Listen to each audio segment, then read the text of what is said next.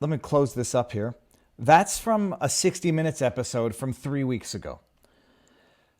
I'll preface all of this by saying, once upon a time, I never liked talking about politics because more often than not, it doesn't go anywhere. Two people already entrenched in their respective philosophies, arguing to convince each other when that's never supposed to be the purpose of any fruitful argument. The Palestinian-Israeli conflict is one that I'm old enough now that I can say I've lived through this cycle once consciously and twice in my life. When I was really, there was the first intifada, there was the second intifada, and, it boils up. Things become, atrocities.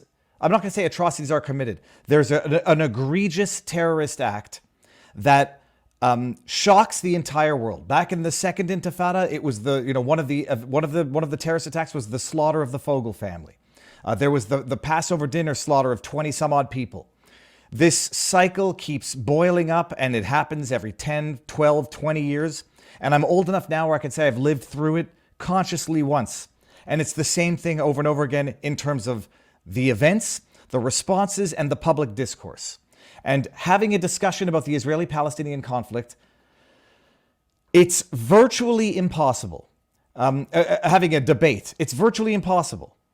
Because by and large, people are, spiritually, morally already entrenched in their respective positions. And then there's the history of it, which is long, complex, and disputed. And so I don't like these discussions. I once went to a party and had this discussion. Nobody left happy. That's it. But sometimes when it's reached the political fore like it has now, you have no choice but to discuss it.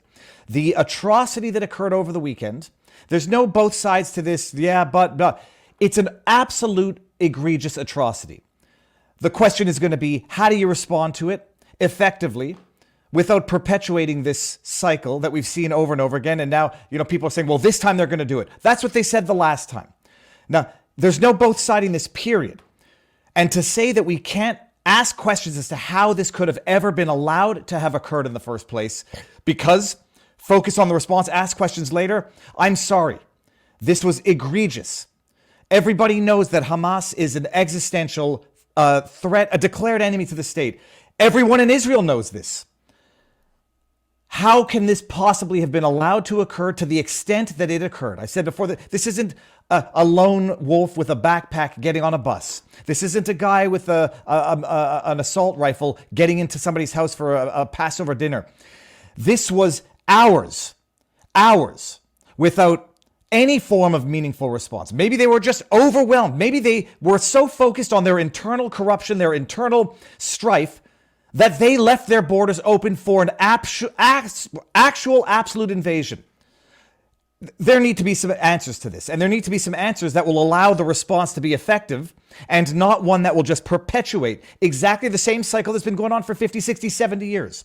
So while all that goes on, Scott, he's in the back screen, and I hope he's not going to be offended by this. I don't know everybody on the internet. And people say, you got to have on Scott Horton. And I'm skeptical. I think everybody is a risky proposition when you don't know someone. I was like, oh, he's got some some haters out there.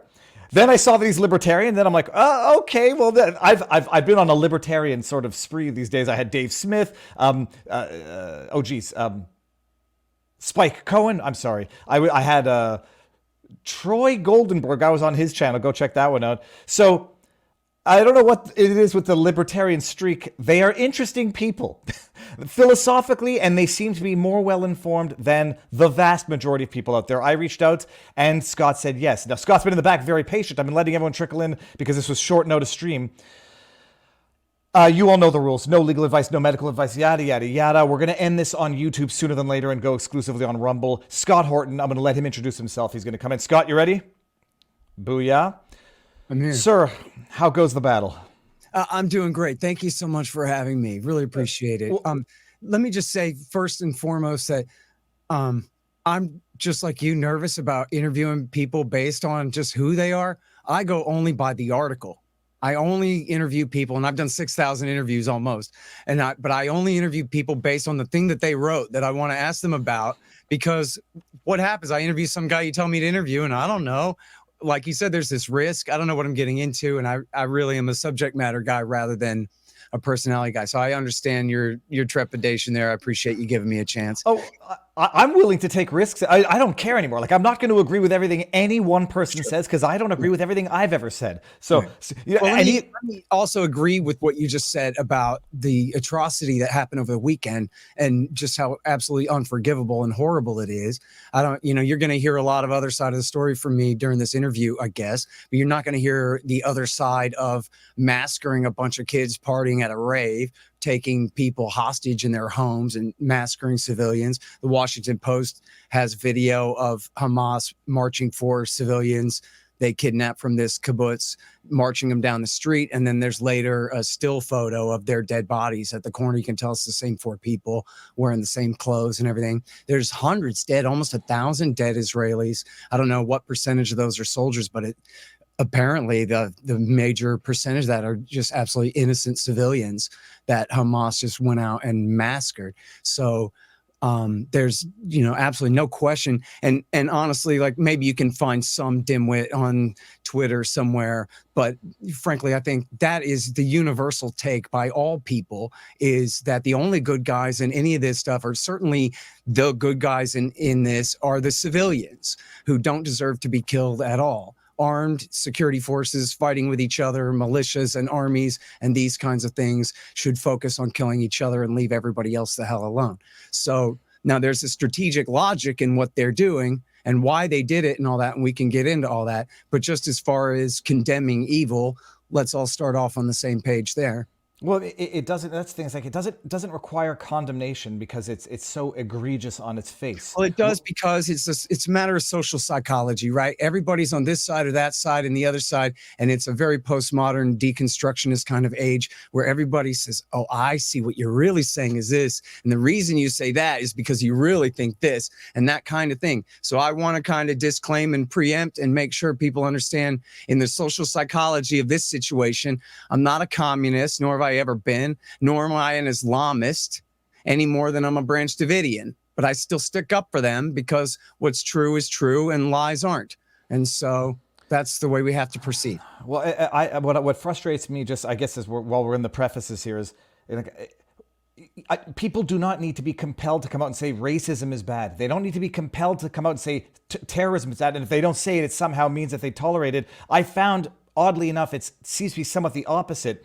The people say, obviously terrorism is bad, etc. But, and then they go into the buts. And, you know, Scott, you say, like, the civilians are obviously unfair targets. And then the problem is that there is a swath of people who don't believe that who either don't believe that they're civilians, anyone occupying occupied territory, settlers, they don't believe that they're civilians, or they believe that anybody who's part and parcel of what they consider to be, I know the words are going to come out of your mouth at some point, or maybe, but what some people consider to be the apartheid regime of Israel, anybody who supports it tacitly, directly, or indirectly has made themselves a legitimate target, which, so setting all... I know that that's true, that you're right, that people believe that, but I mean, to me, that's Osama bin Laden principles. Anybody can read Osama bin Laden's letter to America from 2002 in The Guardian, where he says, hey, if you voted for it, then I get to kill you. But, you know, so who agrees with Osama bin Laden about that? You know what I mean? That's some like crazy barbarian Eastern culture that doesn't represent, never mind American or libertarian principles, but even just Western principles at all, of collective guilt and collective punishment, which is something that the Israelis do engage in quite a bit themselves. But to think that any, you know, grown human being who cares or understands any of these issues, cares about or understands any of these issues, would take the position that it's tolerable to kill civilians based on some, you know, solipsism, or however you pronounce that, some BS kind of line, like again, like bin Laden says. That's what he says. He goes, oh, you're so free and you vote in these elections and you pick these leaders, so your lives are forfeit. Well, that's just crazy.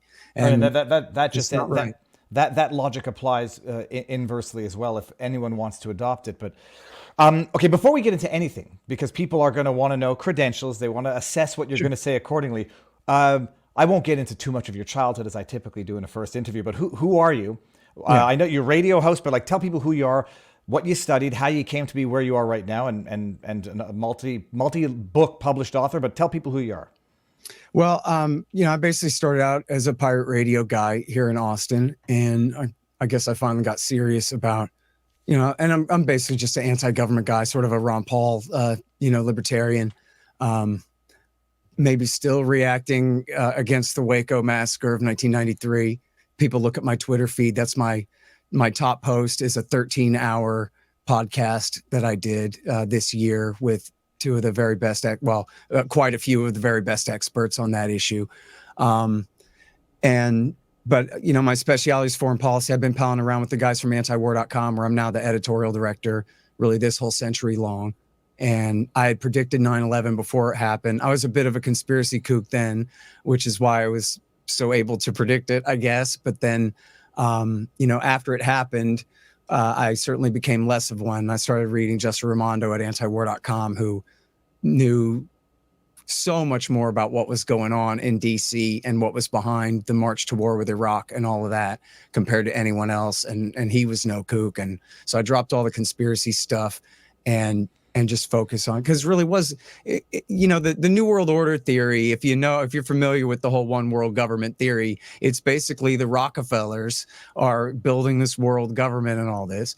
But then the story of 20 years ago was that the Zionists came and lied us into war with Iraq. And it didn't have a damn thing to do with building up the United Nations Security Council to be some world federal government or any kind of thing. It just wasn't about that. So I got over the New World Order stuff then, and just became much more interested. And I started interviewing because I was already a radio show host. So in 2003, I started interviewing basically all the guys that we're running as viewpoints on antiwar.com. I got about 6,000 of those now. And I wrote 2 books. One of them is Fool's Errand, Time to End the War in Afghanistan. And the other is Enough Already, Time to End the War on Terrorism. And they're both endorsed by Colonel McGregor and Noam Chomsky and Daniel Ellsberg and Ron Thal. Well, the problem, Noam Chomsky's endorsement might not be, it might be a liability and not an asset at this point. Let me back. No, you know what? I like it because, at antiwar.com, we've always run Daniel Ellsberg and Pat Buchanan on the same day, right? All we care about is getting to the heart of things.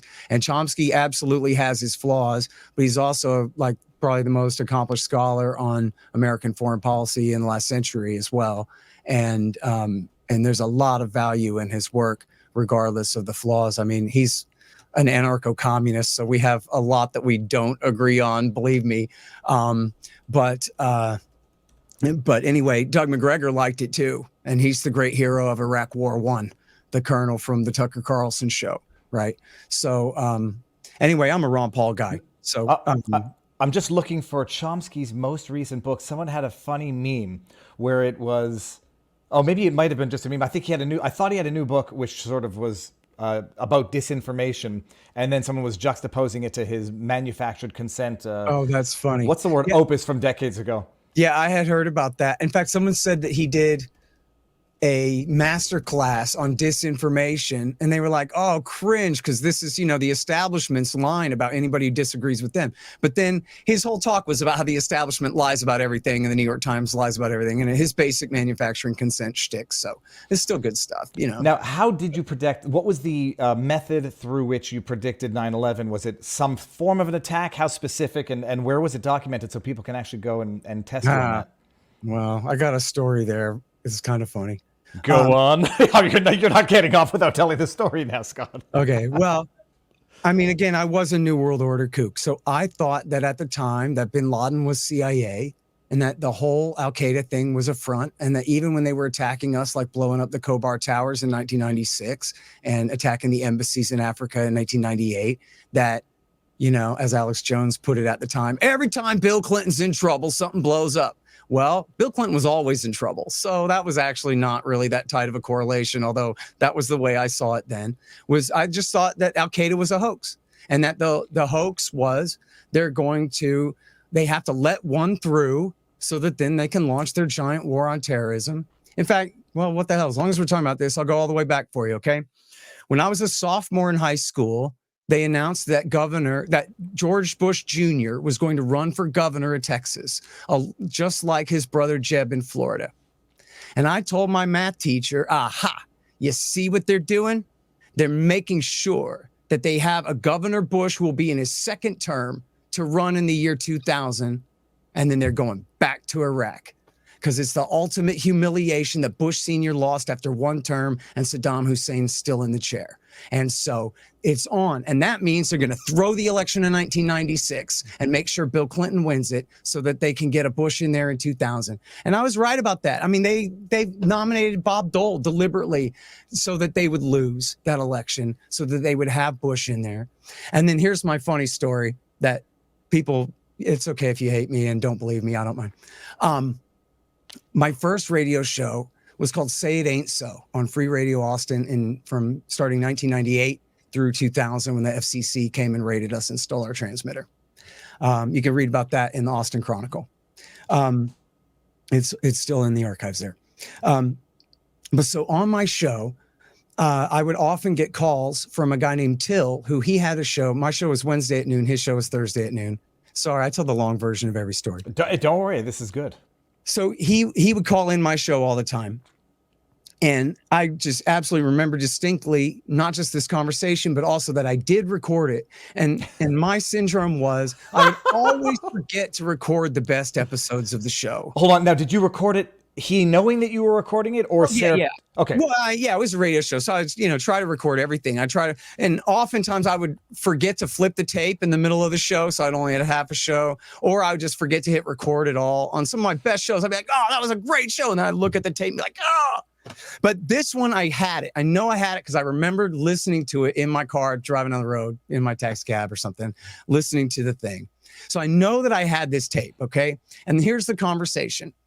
I'm saying, well, Governor Bush is definitely going to run. This is in very end of 98, maybe beginning of 99. And I'm saying Governor Bush is definitely going to win. And because he's a skull and bones, blue blood cousin of the Queen of England, that means they're going to rig the election for him. Guaranteed, Gore's going to lose and Bush is going to win, which, of course, you remember how that election played out. My skull and bones theory wasn't right there. Semi-conscious. I remember the hanging chads. Florida was the disputed state. It went to the SCOTUS. Al Gore fought like a pit bull for that thing. There was no skull and bones, like, fake thing where you have to step aside Gore. Gore tried so bad to steal that thing. I mean, they both stole it. They were both trying to steal it. Bush succeeded in stealing it. But anyway, and actually Gore won Florida, but his lawsuit was, we only want you to count the most Jewish liberal counties. Those are the ones we want you to recount. And it was like the obvious fraud, that they were trying to find more votes for him, like Donald Trump in Georgia kind of thing. Anyway, my theory was, Governor Bush is going to win, and because he's skull and bones, that means because he's skull and bones, he's definitely going to win the presidency, and then he's going to have to go back to Iraq, guaranteed. And I said they're going to let a terrorist attack happen. They'll blame it on Osama bin Laden, and then they'll blame bin Laden on Saddam Hussein, and then they'll go back to Iraq. And then my buddy Till, who was on the phone, said, oh, but they'll have to go to Afghanistan first because bin Laden's in Afghanistan now, of course. And that Christian Amanpour on CNN and all of them have this full court public relations press demonizing the Taliban and delegitimizing the Taliban. So we're definitely going to have to go to war with Afghanistan before we do Iraq. And I go, oh, you're definitely right about that. And this has got to be the very early 1999. And then the joke is, I can't prove it to you because I had all my tapes in a shoebox that were in my buddy Darren's storage shed. And he went to England to live with his mom for a year on some Air Force base or something. And when he came home, 2 days before he came home, some scum robbed his storage shed and took everything. And I'm here to tell you, the only thing of any value in there at all was 2 or 3 guitars. Everything else in there, we're talking junk, broken old bicycles, and a box full of tapes of like old metal albums with Coke spilled on them, and just nothing we're stealing, and including my box of blank tapes with their little writing. That all went in the garden. Nobody even taped over those, ever listened to them, right? Those just went in a ditch on the side of the road somewhere, never to be heard again. It still bothers the hell out of me. And then here's the punchline. I went to a thing and I saw a guy who I know knew Till. And I go, hey, is Till still alive? Because he was an old guy. Is Till still around? Yeah, Till's still around. You still know him? Yeah, Till still. I still know him. Can I get his phone number from you? Yeah. So I call Till. I go, Till, it's Scott Horton from Say It Ain't So on Free Radio Austin. You remember me? Oh, yeah, hell yeah. And I tell him this whole story. And I go, do you remember that? And he goes, nah. Well, and I luckily I have There a you pencil. go. These were the tapes where you'd stick a pencil into them and wind them through the thing. And by the way, also, just so people know, like you take for granted, maybe I do, everyone knows what Skull and Bones is.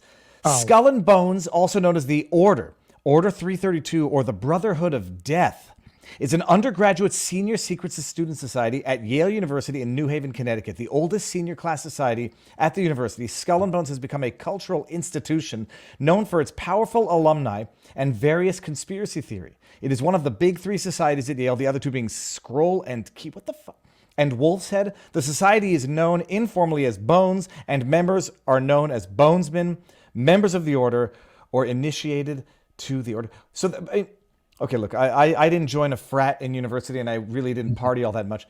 It's just people, a network, and then they get into high positions of power later on in life with ideologically aligned perspectives.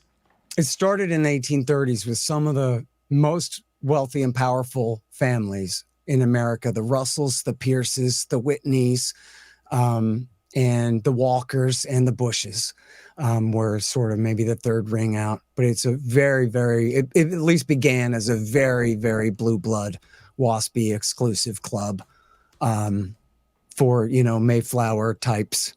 And, the Bushes are part of that. And so it's also the center of a lot of conspiracies because, like, for example,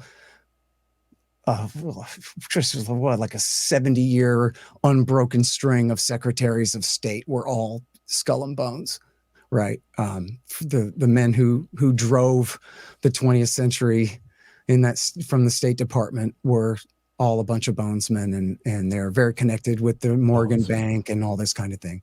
But I think I certainly put too much stock in their power and influence then, which I think probably was greater in the past. I guess what I learned later was that the WASP establishment really blew their wad in Vietnam, and that the different think tanks and the different power factions that were growing up after that period of time were really able to challenge their dominance. So, like, for example, the Israel lobby in the United States was...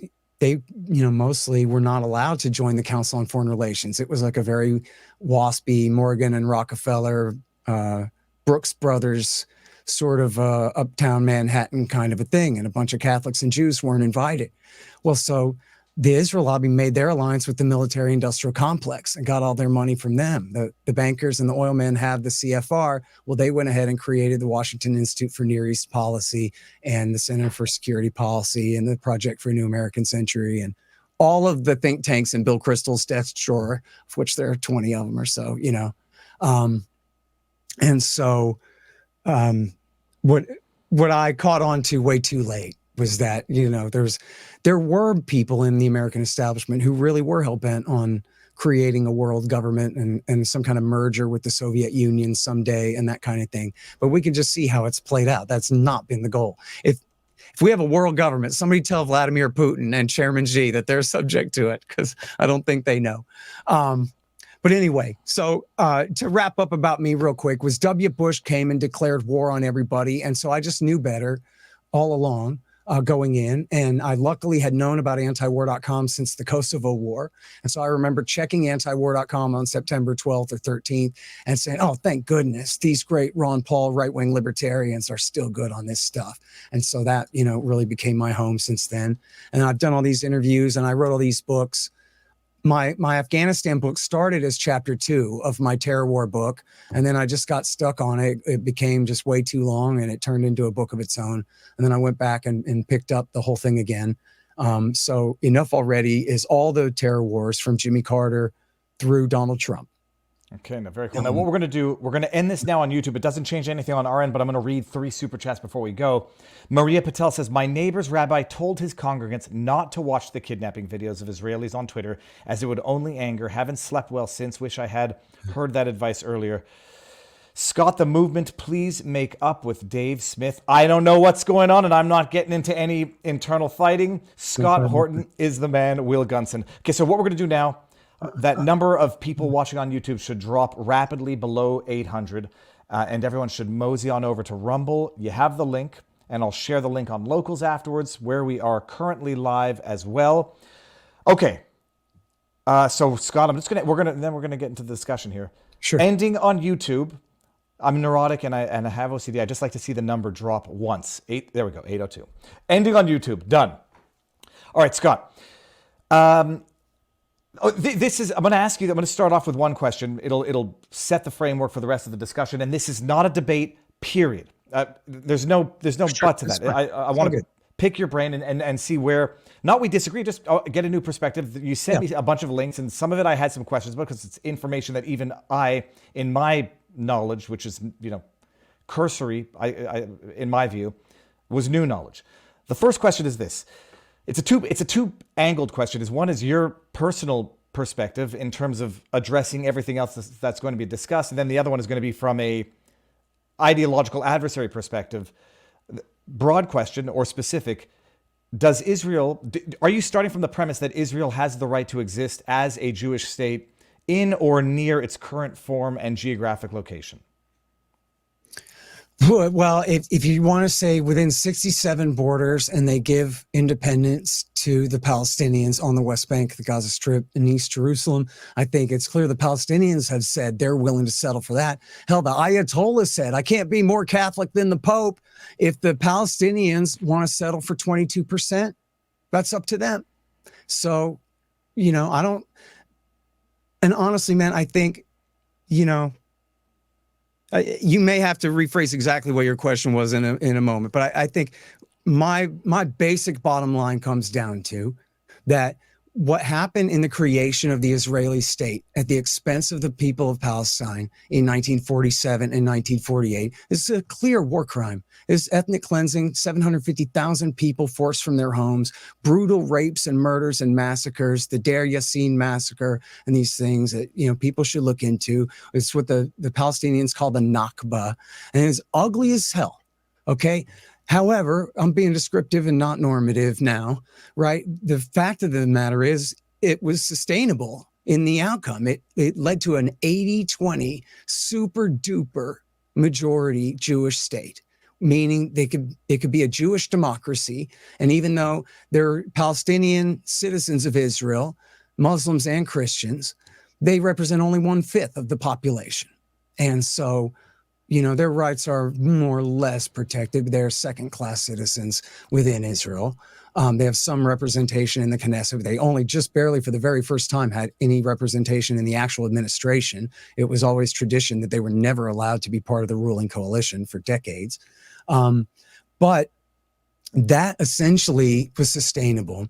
But there's a problem. Was back in 47 and 48, they made a secret deal with the king of Jordan that he would take the West Bank.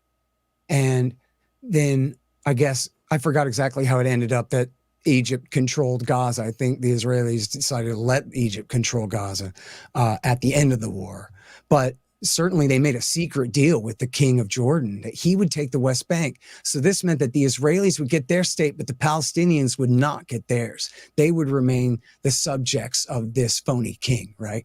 Who obviously he's a king. We all mock that. He has no legitimate sovereignty over these people whatsoever, right? So then in 1967, regardless, Israel started the war, but regardless of that, at the end of the war, they defeated Syria, Jordan, and Egypt, of course, in the Six-Day War, and they ended up taking control of all of the West Bank and the Gaza Strip. But they kept all the people. Right. So in the Nakba, they moved everybody the hell out of the way to create their state. Here, they couldn't do that. In fact, they cleansed about 250,000 people from what we call Israel proper or within the 67 borders further into the West Bank or into Gaza. But still, they kept millions of people and who are essentially prisoners now. So in other words, Israel annexed. They did de facto and quite literally annex the West Bank, the Gaza Strip, all of Jerusalem in 1967, right? Well, this is more than 50 years ago. Yeah, well, okay, the pushback, and like I said, I could have this argument with myself as well because I know the arguments raised on the other side and the responses. Okay. And the response is going to be, although I want to go back to Zionism as a movement in general, but we'll do it after this one point. Okay. The argument is going to be, you say Israel started the war of 67. Israel's going to say it was a preemptive strike in as much as we saw what was mobilizing around us, and we're not waiting for them to strike first when we see that they're anticipating, preparing for it. So although we might have moved first, it was in response to direct aggression from our Even still, it wasn't the Palestinians' fault. They were the prisoners of the king of Jordan because they'd been sold out by the Israelis in the first place, and they had nothing to do with starting that war. And it's a war crime to seize territory in war and move your population into it. America and its allies outlawed Lebensraum after World War II. You can't do that. And they do it anyway. And America protects them. And then we're going to have to back it up to the Palestinians being the victim of being screwed by Israel and the other Arab nations, according to what you're describing itself, which is one can blame Israel, or I'm not sure if I remember the details of whatever that secret deal might have been, but was it not promising Israel to the Palestinians once the Jewish state of Israel were to be wiped off the map? I'm sorry, I misunderstood the question. Was there not a discussion where you say the Palestinians were screwed because of a secret deal with Israel, King of Jordan? But in the 6-day war, 67, although the Palestinians were, say either the victims of or caught in the crossfires of, was there not discussion that if the Arab states had, wiped Israel off the map in 67, the Palestinians would have gotten their homeland back? And so then, in a sense, you're describing. What does that make them guilty of, though? Well, it only addresses the question of the war crime of annexing land through conquest, where if the war was started by the adversary and then lost, well, you don't get to start wars. They had the right to return to their homes, man. Well, but now we're back up. So let's go Zionism at large. So look, the ethnic cleansing was a war crime in the first place.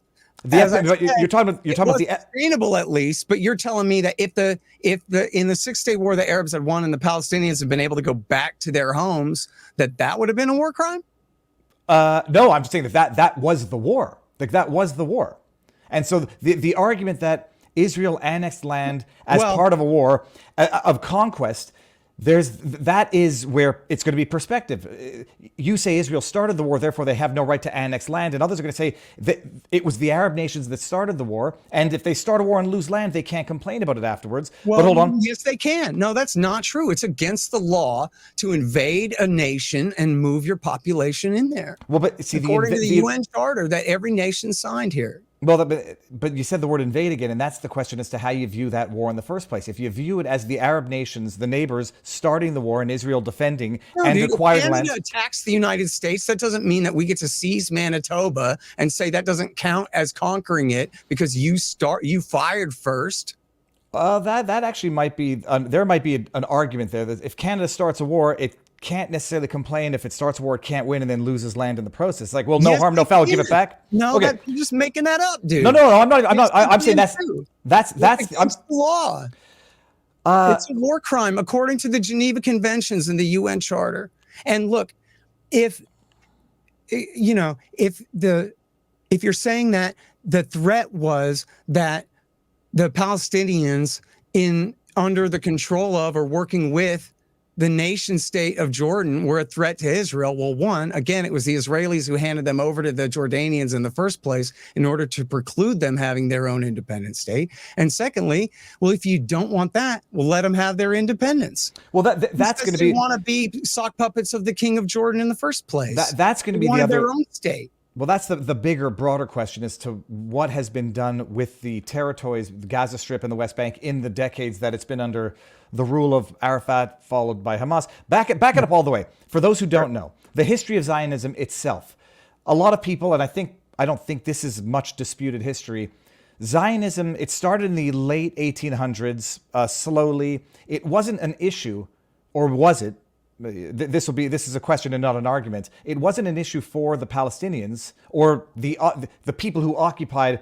When did it become called the land of Palestine? But it was a British colony at the time, or British territory. The Ottomans. Mm-hmm. And so Wilson. All right, and so Jews moving back to the homeland, the historical homeland, was never a problem until the Brits decidedly gave the land to Israel, to Jews, for the state of Israel. Well, I'm not sure that's true. I mean, I think there were some problems, but mostly the original Zionists were buying land. Although, and by the way, I got to recommend this great book. I don't know if you can see it behind me there. Hold on, Coming to Palestine. Oops, let me zoom. I can zoom you up, but then I can't see it anymore. Okay, Coming to Palestine by Sheldon Richman, and he's raised Jewish and Zionist, and delved deep into all of this stuff. Far better than I can. Sorry, are you able to see that there? I'm bad at looking myself in the mirror here, the screen.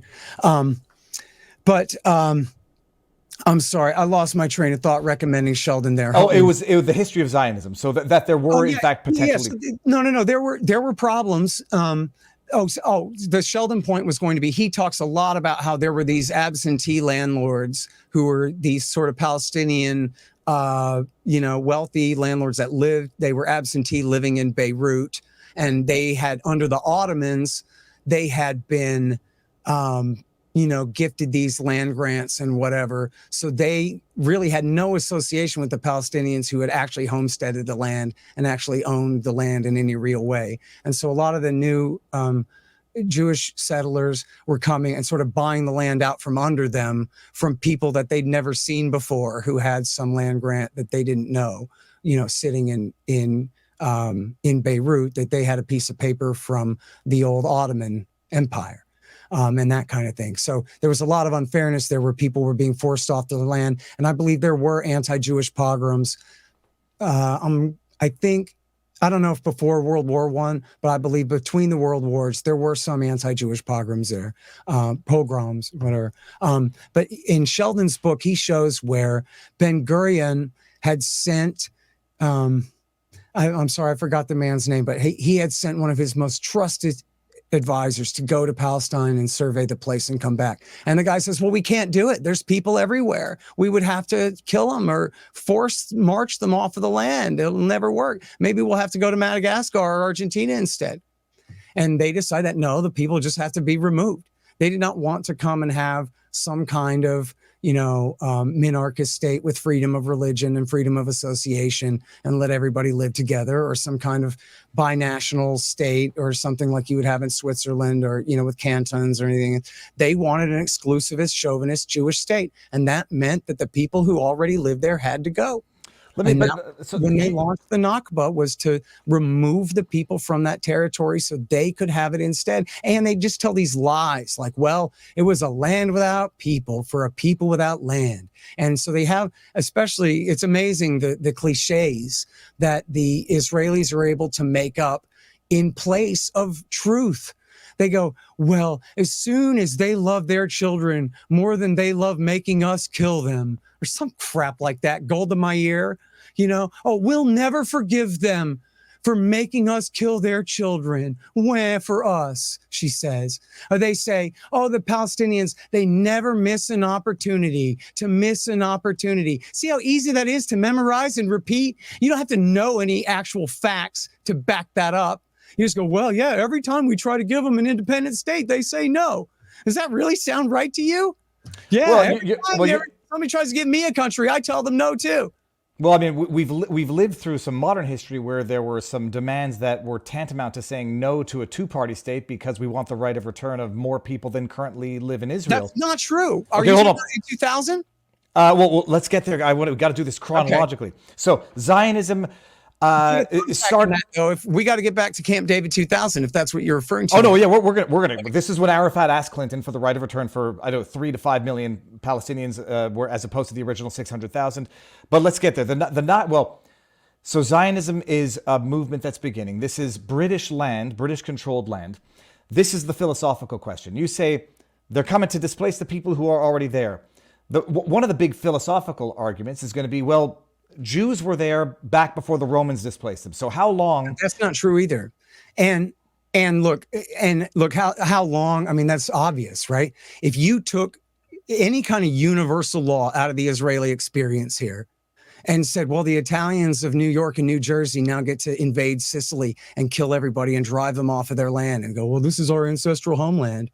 Or the Germans now get to reconquer Poland. Well, this is the land of the Teutons. No, but take a lesson. Home. take a less absurd example, or a less contemporary, what's the word? A temporally absurd example. Natives say, white men get off. This is our land. Well, yeah, exactly. But so, I mean, how absurd is that? That they would say after all this time that all these people have to go. Well, on the one hand, a bunch of Russian and German and Polish Jews can come and say, well, my great-great-grandmother to the 150th power used to live here according to our tradition. And so we get to now violently remove you from your property and live on it. Well, on the one hand, it is an argument that some activists and not fringe ones do raise. On the other hand, but it's absurd in every case except this one, right? No, because it's either not absurd or it is absurd in every case. But there is a temporal historical rationale, or the argument goes it was never theirs in the first place, and Britain can do what it wants with its land. Okay, well, go back a second, because first of all, it's not even true that there was ever a Roman exile, and there's a guy named an Israeli historian named Shlomo Sand, who wrote the book The Invention of the State of Israel and the Invention of the Jewish People is the other one. And he went to, I'm sorry, I forget the name of the big shot university there in Tel Aviv, but it's the big one everybody likes so much. And he went to the librarians and he said, where's the section on the Roman exile? And they said, there's kind of not one because it's completely made up. What are they going to do? Put them on boxcars? How in the hell did the Romans exile all of the people of ancient Palestine? They didn't. It never happened. The people of ancient Palestine ended up converting to Islam so that they wouldn't have to pay taxes. That's all. And he shows us. So in other words, if you believe that in the religious tradition here, that this land belongs to the sons of the people that God promised it to back in the Bible, it's the Palestinians. And if you say that, look, no, it's definitely true that some Jews traveled to Europe and proselytized and spread their religion, and that they're, people who obviously are originally from the Holy Land did have descendants that lived in Europe for all those centuries and then moved to Palestine. That's fine. I'm not saying they're not Jewish, but I'm saying to claim that they have a property right over the people who have lived there all along and who have tilled and listen, that's where you get to the old. By the way, wait. This is actually really simple, okay? And this goes to something that you were saying at the intro of the show, where you said, I hate even talking about this stuff because it's all so intractable. Well, I actually, as interested as I've been in foreign policy for so long, I put off learning about this for a very long time because I thought, speaking of BS cliches, I thought that the fight here was, well, God gave this land to us. No, God gave this land to us. No, God gave this land to us. Well, what a stupid argument. No one can ever win that. And so, why bother trying to parse it? It's like, who shot Kennedy? I don't care enough to read 75 books to find out. You know what I mean? I'm over it. I don't even want to get into this. But then here's the thing. That's just not true, right? What it is that the people of Palestine, they have plain old property rights, like in John Locke, where you live on land and you till the soil and it belongs to you. And that's the same kind of property rights that all humans can understand, that Americans enjoy, homesteading property, right? It's the Israeli Jews who come from thousands of miles away, right? From Russia and Germany and Poland and Lithuania. And Lord knows they were refugees from the Holocaust. I'm not saying that, but still, they come and they say, well, we have a supernatural property right. It's not that my great-great-great-great-great-great-grandmother lived there, so I get to move back in. It's that God gave this land to the Jews, and I am one. And so therefore, even if I'm from Lithuania, this land, I have the right of return. But a Palestinian who's actually from there does not, even though they're not returning to a damn thing, right? Hold on. There's a lot to unpack here. And what I'm going to also tell the chat, the purpose of this discussion is not for me to get you with a gotcha, Scott, and say, you said something and I can agree. That's first of all, here. Well, the other thing is, I'm not even capable of doing that. Like, I know what I know. I know what I think I know. And then I know what I probably don't know. And to some extent, I don't even know what I don't know. So you have, and the greatest thing about some of these arguments is that when you're arguing with a skilled interlocutor, they probably know what you don't know to retort to what they know could have a retort to it. And I'm thinking of someone in particular, not even you, that I interviewed. But going back, I'm trying to be fair. I hope you don't think I'm avoiding the crux of the no. issue. First of all, here, I don't care. I'm not sensitive. And even if I found what you was saying to be the most virulently anti-Semitic, whatever, I'm not sensitive. I'll have this discussion, and I don't care. It's now hold on. We were going back to the ancestral lands. Yes. You're going to say it was their land and they were on it. And some people are going to say if you want to apply the law or appeal to the law, they were unfortunately not tenants, but they were living off the land of the Brits, and the Brits can expel whomever they want from the land that the Brits own and give it to whomever they want. And so that would be, if you want to talk the law, as unfair as it is, like when you lease a building, you don't own the building, and the landlord can kick you out when they want for whatever reason. Not saying it's right or wrong, just or unjust. And I've abandoned the Holy Land arguments. That's history. But then at some point there's the law and there's the present.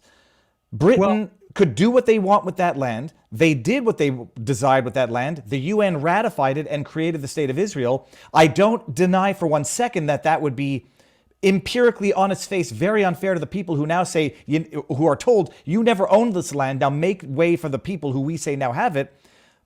But that's unfortunate reality about owning land and being, what's the word for the Brits when they went around colonizing, for being colonizers. Well, look, I mean, that's the difference between what's right and what's might. And what you're telling me is Woodrow Wilson helped Britain colonize, spread their empire by 1 million square miles in the Middle East, and all kinds of people have had hell to pay for it ever since then. Well, you got that right. He also helped the communists create the Soviet Union and was responsible for the rise of Hitler in Germany and the entire Second World War too. And this is one of the horrible things that Woodrow Wilson did. But I just think and maybe this is a libertarian perspective. Regular mortals can't come up with the fact that it's complete bullshit that Britain can come in and say that these civilians no longer own their property. It now belongs to some other government. I don't believe that governments have rights at all. Like when right wingers in America say states' rights. No, states reserved powers. Humans have rights. Governments don't have rights. And Britain had no legitimate authority as the colonizing empire over those people whatsoever. They had no right to make a promise to Lord Rothschild that they would give away somebody else's land for the creation of the state of Israel. That's completely crazy. He had no right to do that any more than I have the right to give away your house to somebody else. Well, no, but me and my 6 friends have the right to vote to give away your house to somebody else. It's nonsense. It might be nonsense from your political perspective, and I can certainly understand that it's unjust from the parties involved perspective. But you can't give away my house because you don't own my house. But if I don't own my house, whoever owns it, subject to whatever right of retaining occupancy laws you might have in your province, have the right to take the house back, kick me out, sell it, do what they want with it. And that's not say it again. They have the power to, maybe, right? Me and my militia take over your neighborhood. I can make you do what I want. Well, that's true. The difference between again, you're essentially.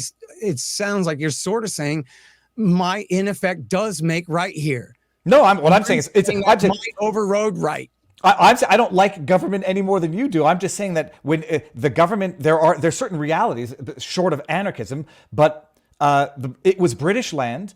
There were people dwelling on it who did not own it and did not have ownership rights, is the argument.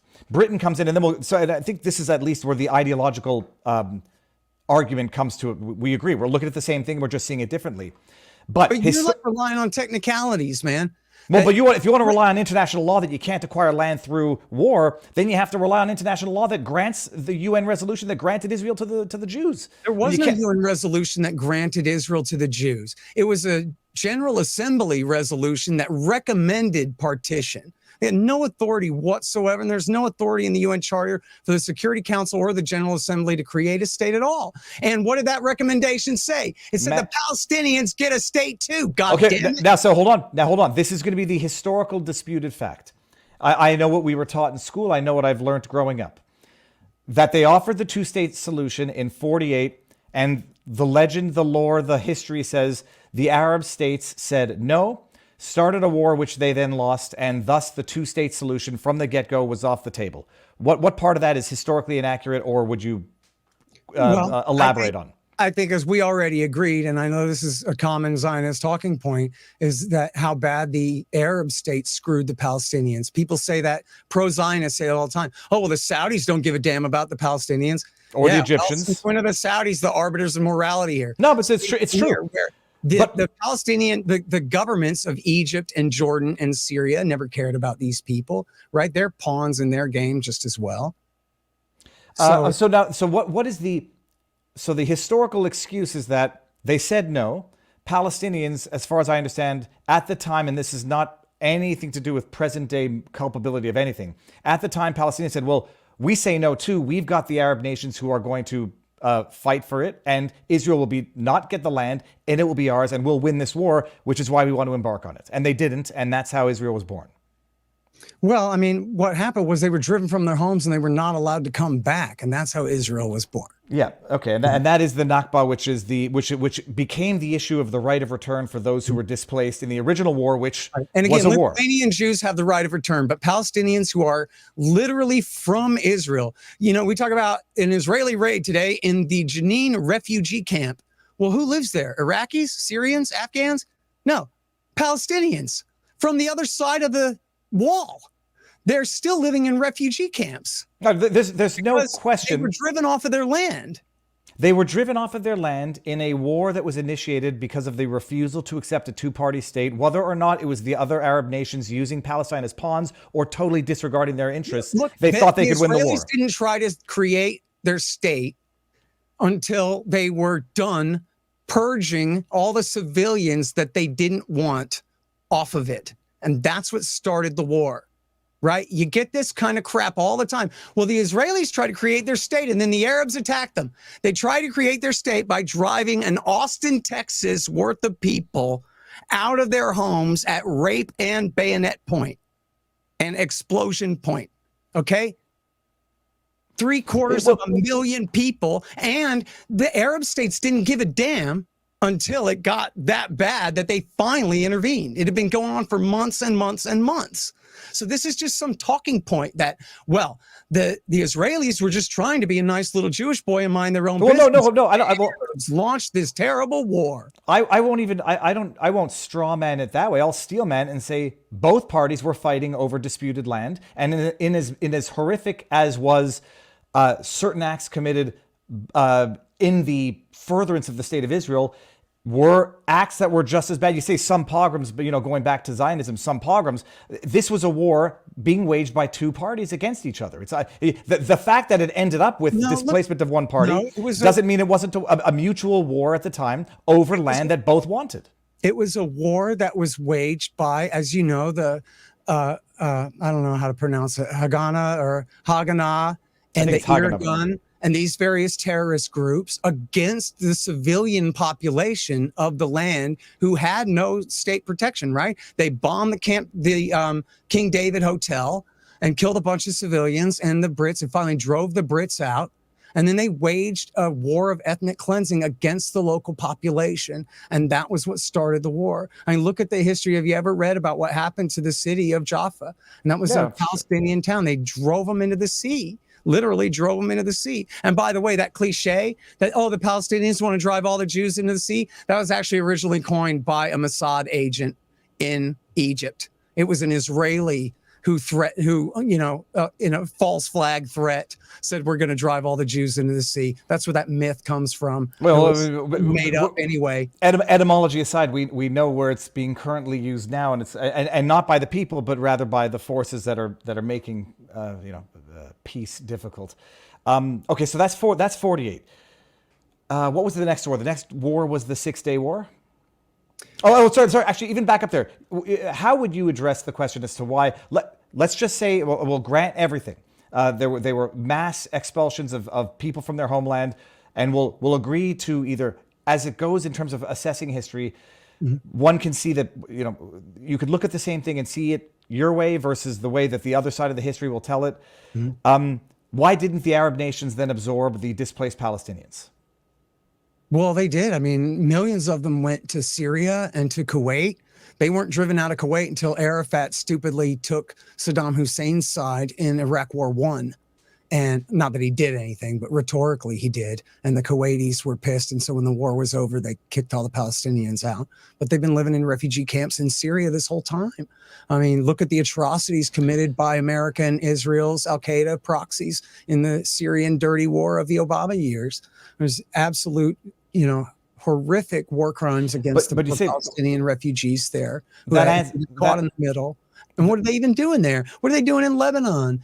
There's this lady, and she stepped in poop saying stupid things a few times, but she's a decent lady. Her name is Allison Ware, and she's just some housewife, and she's the founder of If Americans Knew. And what happened was she was writing letters back and forth with Save the Children. From on TV, they show the children living in garbage dumps and sewage and say you can sponsor a kid for 25 cents a day or whatever. And she found out these are Palestinian children living in filth in a refugee camp in Lebanon. And she said, what are they doing in Lebanon? And she looked, and what had happened was they'd been cleansed from their land by a bunch of Europeans. A bunch of colonists came and kicked them out of their land. So now they're living in refugee camps in Syria. Now, is the government of Syria a bunch of angels who made them Syrian citizens and took good care of them? No, they're a bunch of scum too, of course. But that doesn't, obviate the responsibility of the people who put them there. And it's, and again, think of the absurdity of saying that Israeli Jews American Jews from Brooklyn have the right to return to Israel. I'll say, Palestinians living literally in refugee camps 20 miles north of Israel don't have the right to return to their own country, their own land. Well, I understand how that concept would be offensive to a great many people. Logic. Well, no, but the logic is if you sort of dissociate it from the history of the creation of the state of Israel, which was following the Holocaust, and the idea being there would be no land safe for the Jews unless they were in one that they controlled themselves, or had as a Jewish state. And so it's not just willy-nilly arbitrary. Let's pick a random group and a random island. There was the history as to how Israel was created in the first place, whether or not you agree with it, and whether or not you espouse any of the other beliefs as to why the Jews have faced persecution in various countries throughout history. But and again, we're looking at this. You say that. By the way, let me reiterate one more time here too. That, as I said before, that for all intents and purposes, I mean, what can you do? The ethnic cleansing of the Nakba worked. It created an 80-20 super duper majority Jewish democratic state. And I think this was when you asked me before, do I think that Israel has the right to exist? I don't believe any government, any state has the right to exist. But do Jewish people have the right to have their own state? I think the way it was formed at the expense of the Palestinians was terribly unfair. But I think all of humanity accepts that it's a complete fait accompli. The state of Israel certainly does exist. The controversy is not even really about that, or it kind of is, but what it's really about is the occupation since 1967. And even Hamas has said that they would sign on the dotted line and recognize Israel's right to exist within 1967 borders as part of a final settlement. Right? They're not going to do it first, which Arafat already did in 1988. Fatah recognized Israel within 1967 borders, right? That's the real controversy here, is not the Nakba. What's the controversy is the millions and millions of stateless people held captive on the West Bank, East Jerusalem, and the Gaza Strip. And of course, the steady encroachment on their religious sites in East Jerusalem too.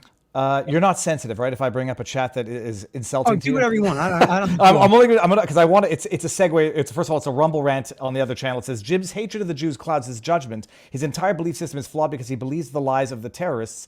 His ilk is what has perpetuated this garbage since Munich. Well, what's his example? He's got no argument at all. So big dummy too. Yeah. No, but hold on. So I'll say the pushback would be. He had no argument at all. This guy hates Jews. No, but also are Jew haters. Well, and they're the reason that they don't understand things. No, but he doesn't say what I got wrong at all. Well, I'll you idiot. I'll push back. I'll push back. Figure out how to write a sentence in English. It's limited. It's limited characters. It's super chat is limited characters. The argument is going to be when I say we're looking at one screen, two films. You look at, we all say we don't trust MSM. You don't trust the way the history books were written. They're written by the victors. They're written by whoever you decide to believe. undoubtedly people were violently chased from their homes. There is the flip side explanation to the Nakba, which is the other side, that 300,000 Palestinians fled. And now you're going to say, well, they were fled because they chased, or they fled the same way Jews in Iraq fled. And so the distinction between fleeing in a time of conflict versus being ethnically cleansed, as you called it, is it, to some extent, there's an element of fact in it. Like, no one's going to say that what happened in Rwanda was not ethnic cleansing whether you genocide. let them come home or not. Well, the other question is, if as the argument will go, if they fled conflict, which some will say they and their neighboring countries started. That's a lie. Well, they did not. That's just no. Well, look at the Dar Yassin massacre. Hold on, but you can't. Testimonies of Israeli soldiers who fought in the 48 war, who admit murdering men, women, and children. Hold on. Nobody grenades in the houses, raping people, stealing, looting their homes. There will be nobody with an honest bone in their body who will deny certain historical atrocities confirmed and others which everyone knows happen in war. Nobody's going to deny that. The question is not saying, is the Israeli army... Again, it's not good versus evil. It's not just fleeing fighting. It's not fleeing fighting when it is fleeing fighting when two armed groups are fighting and nearby civilians get the hell out of Dodge. It's not the same thing when armed terrorist groups, which they were called terrorist groups the day before yesterday, before Truman recognized them as a state, Irgun and Haganah and all that, are going around murdering men, women, and children in order to drive them out of their homes. You're deliberately conflating them, but I know that you know that they're different. No. First of all, I know the Urgun were terrorist groups. They bombed the King David Hotel. The flip side argument to that is they gave warning. So I mean, fleeing fighting and being driven from your homes by people who are attacking. I mean, look at what happened in Israel over the weekend here. Let's imagine that the Hamas had the ability to keep going and sustain this and sustain that territory. Would you say, oh no, those Israeli Jews are just fleeing the fighting? Well, they're being ethnically cleansed off of that land. Well, they're being chased by guys with AK-47s who just murdered a bunch of them over yonder. That would be ethnic, and they intend on holding this land and not letting them come home. Shoe on the other foot. In fact, take this whole discussion and put the shoe on the other foot.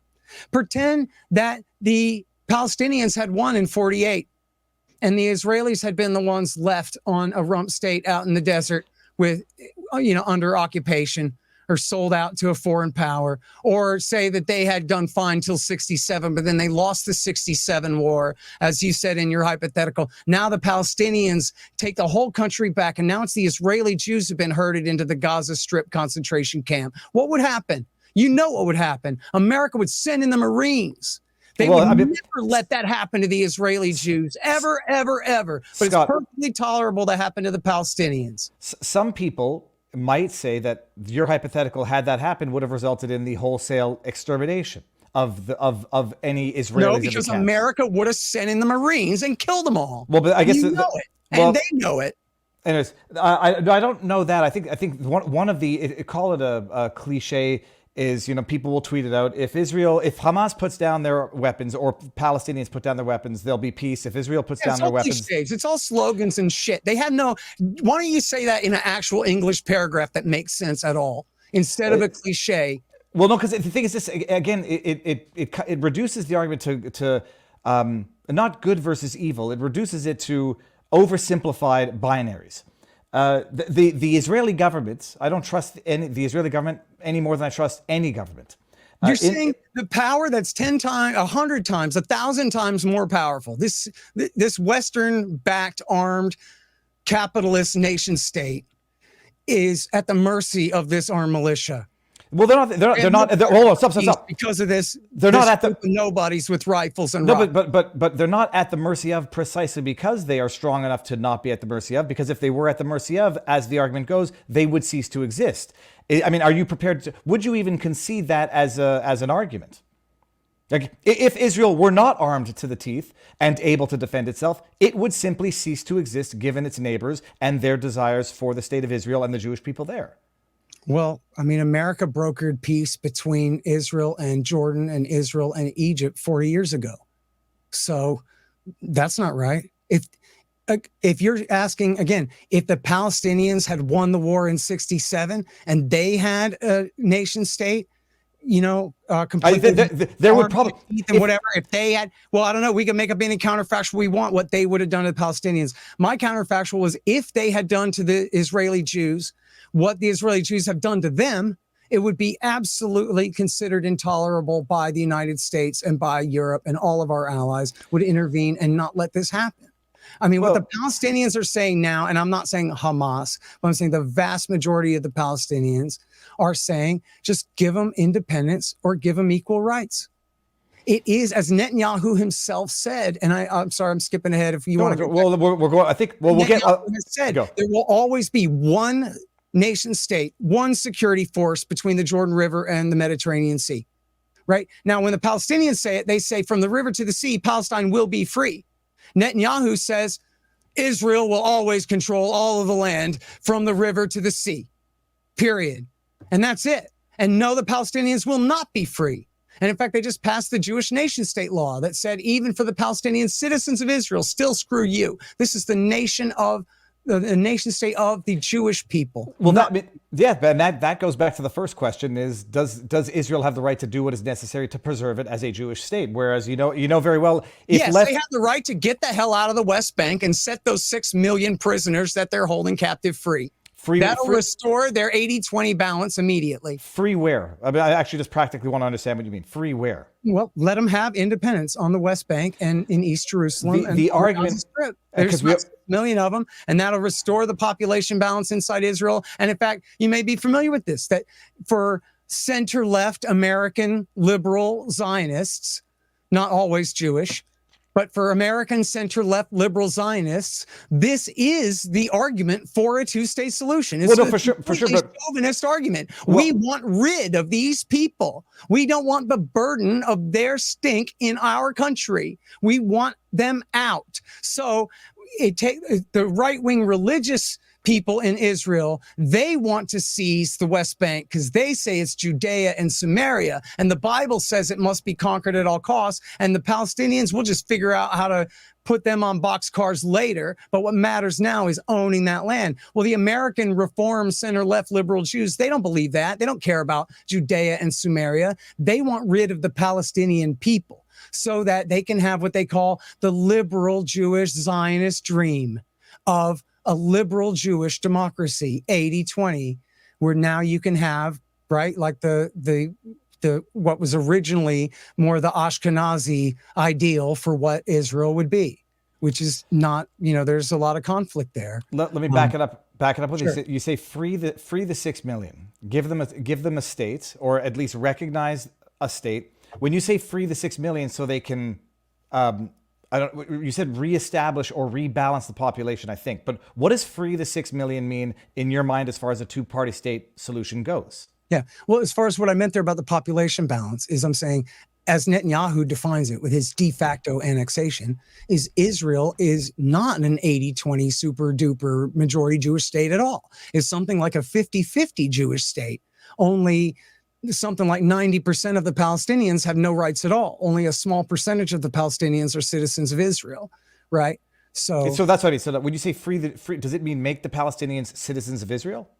Well, that would be one choice, and there are great many Palestinians who I think have a great argument to say that, well, in fact, we're doing this out of order, but we can get back to this, that it's far too late to have a two-state solution because now there are well over 500,000, I think I read even 700,000, I think it was 500,000 Israeli Jewish settlers live in the West Bank. And that's far too many for the IDF to ever remove. It would cause a civil war within Israel if they ever went so far to try to remove them all. But there's so many now that it's impossible to have a contiguous state that would make any sense there when you have these foreign nations, cantons, kind of interspersed throughout it all. So then there are other options, which are, one, you have something like a binational state, like they have in Switzerland or like they try to do in Bosnia, or you just drop the part about it's a Jewish democracy and you just make it a democracy. Separate church and state and protect everyone's rights as equal citizens of Israel Just give them citizenship, man. Like the 14th Amendment. Look, they've been under occupation longer than the Soviet Union occupied Eastern Europe. Scott, Right? that was predicated, or that initially started off as a two-state solution. If you give Palestinians, and I'm not give them citizenship in Israel, you understand that that's not a two-state solution anymore. That becomes a one-state. You asked me, what about a one-state solution? So no, sorry. No, I was going back to what does it mean when you say liberate the 6 million Palestinians? Like, in my view, it means give them control over the land that they are occupying. I mean, also not control water and electricity flowing in and out. Give them control, autonomy, but that requires a government whose stated mission is not to wipe a people off the earth. So. Yeah, but look, this is all question begging stuff, man. As I already told you, even Hamas has said that they're perfectly willing to sign a deal. You know, we need to get into this, man. Here. Yeah, go. So back it up.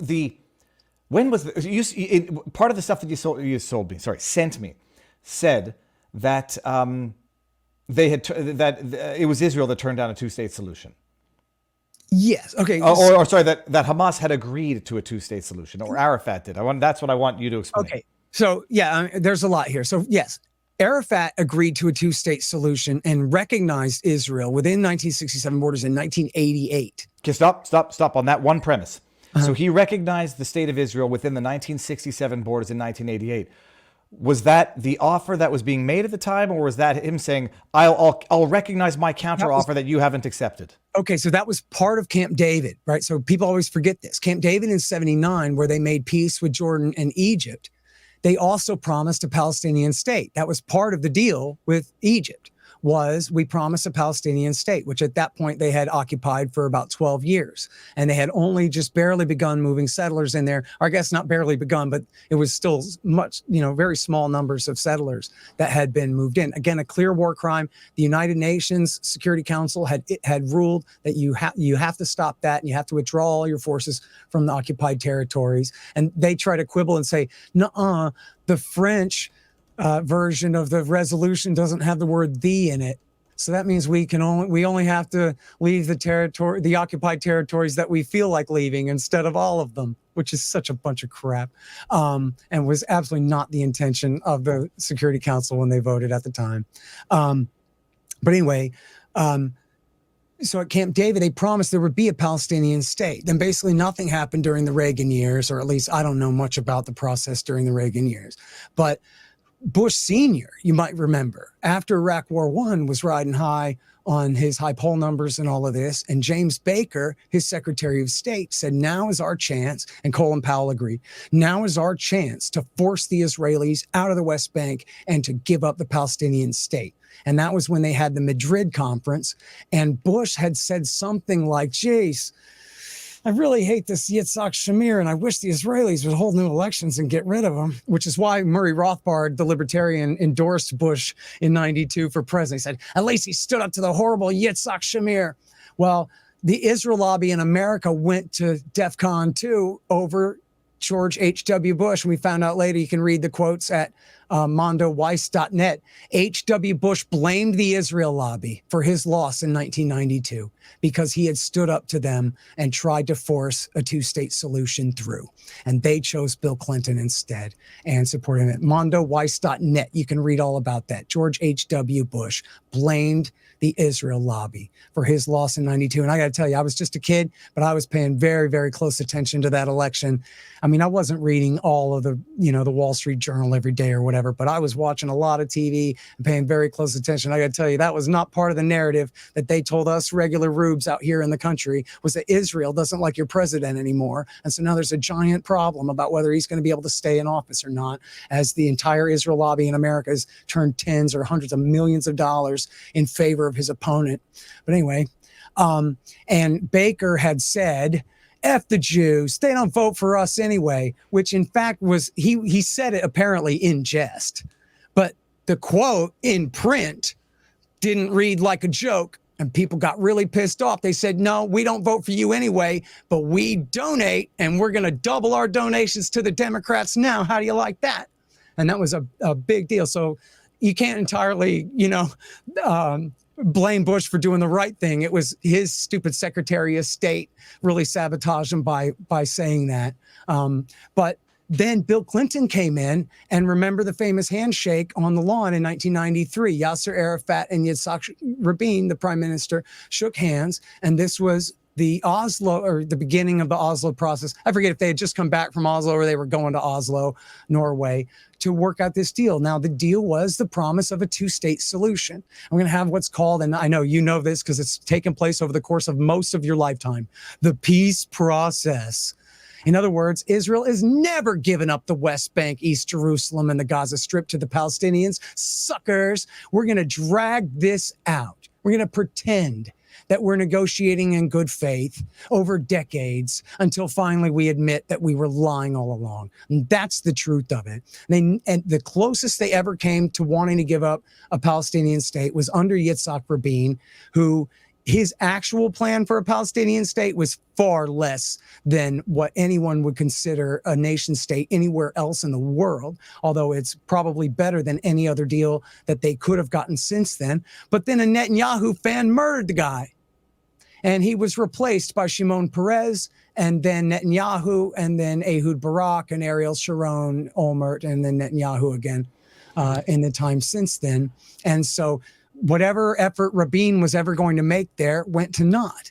And then that brings us to the year 2000 at Camp David again.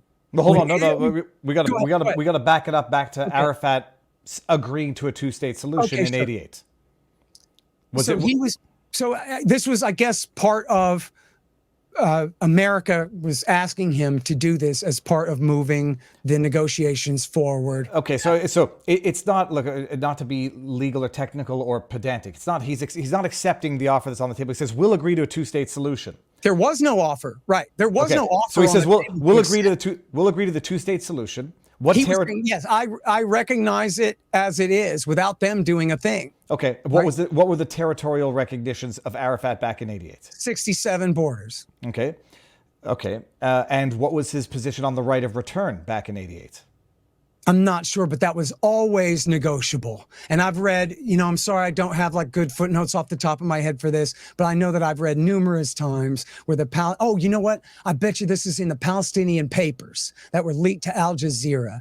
And, I need to go back and study all that because there's so much in there. No, sure. And again, it's not a question they said they never meant all that right of return stuff. They know that there is no deal. They might be mean, but none of them are so stupid that they think the Israelis are going to let millions and millions of Palestinians come home from North Africa and Syria and Jordan and whatever. So they sometimes talk that game, but they know that that's not going to be part of the solution of the final deal. And I don't think that has truly been the sticking point on any of those. And I know Abu Abbas has said explicitly that's, you could forget that. If you're Googling the Al Jazeera Palestine papers, I'm almost certain that it's in there that Abu Mazen or Abu Abbas says that, right of return, we throw them under the bus, man. That don't matter. Well, because X, Y, and Z instead. So some might say that it's not sophistry, but they might say, well, you say that they agreed to a two-state deal when there was no offer from the other side on the table. Arafat is agreeing to a two-state deal that makes concessions that were not being offered to him.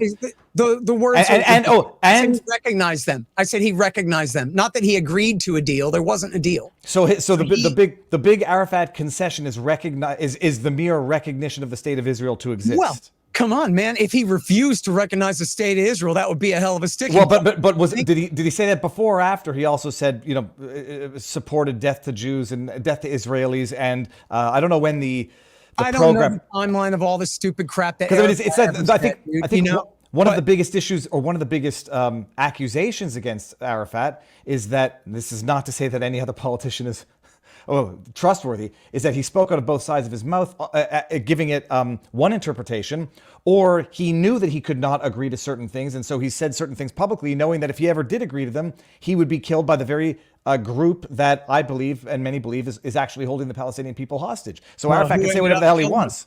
It was the Israelis that murdered him, right? I mean, come on. How did Arafat die? He died of natural causes. Come on, man. They poisoned him with polonium. Hold on, Arafat death. This Arafat death. Well, now we're going to... Arafat death. Here's an Israeli cliche. Massive hemorrhagic cerebral... Well, this is what Wikipedia says. I will not judge you for being a conspiracy theorist, Scott. Add Yeah, polonium to your search. You'll get a few results, I promise. Yeah, no, it's on the website. Poisoning with polonium here. So Arafat, he was the president. He died unexpectedly. I'm just reading from Wikipedia. Yeah, after it short wasn't illness. his fellow members of Fatah that got that stuff out of their nuclear reactor. I can tell you that. Poisoning with polonium. According to Israeli radio, a former Palestinian intelligence officer said Yasser Arafat rivals were responsible for his death. This is where you don't even know what to believe anymore. All right, he died ostensibly from hemorrhagic whatever. Then they say he was poisoned. Then you're going to say Israel did it. Others are going to say his rivals did it. And no one knows what the hell to believe in life. Well, I'll tell you what. I agree with you on that. Let's put that point aside because it's a moot point. No, I just want to go back to the idea that Arafat says that his big concession is recognizing a state of Israel with one side of his mouth, but then some people are going to say with the other hand assisting in the killing of Jews or Israelis and being basically the puppet or the tool of groups that will never acknowledge in reality what he uttered with his mouth. So what good is it? Well, I mean, you've turned the exact same thing around. The Israelis constantly say, oh, we tried to give them a state. They'll never miss an opportunity, but they're lying when they say that. And we know this because Robert Malley, who was part of the negotiations at Camp David, wrote all about it in the New York Review of Books. And you can also read all about it at The Guardian, where Malley says there never was an offer. The Israelis never even made an offer. All they did was come up with a bunch of public relations that said that, oh, yeah, we promised Arafat a state, and he turned it down. What year are we in, though? Are we in 88 or are we in 2000 now? In 2000. All right, so this is where Ehud Barak was trying to give him a state, and he just wouldn't accept it. But it's just not true. The American negotiator involved in the thing spilled the beans on the whole thing. All that was a great public relations stunt. They weren't willing to give anything like, in fact, I think he says Arafat smelled the trap that we had laid for him. Well, that was what was going on there. They were setting him up. And look, and this goes to the point of whether they murdered him or not, because it's the same difference. The point being that the Israelis want to say that they have no partner for peace. That's their claim. And if somebody wants to negotiate with them in good faith, then they get rid of them. Or they figure out. But Scott, or the rivals of the person negotiating with Israel in good faith take them out. I mean, this is where it's crazy thing. We're literally. How do you explain Mossad's decision to aid and abet and finance the rise of Hamas? Well, I know that I've read. I know what Netanyahu said in 2019. Look, there's undoubtedly dirty politics involved because everybody thinks hold on. The idea that the Palestinians, as goes the Golda Meir quote, never miss an opportunity to never miss an opportunity. It's an old political trope that applies to everybody. Never let a good crisis go to waste, even if it means manufacturing the crisis. So that's no truer or less true of the Palestinians than it is of any other government on earth. Yeah, so to pretend it's.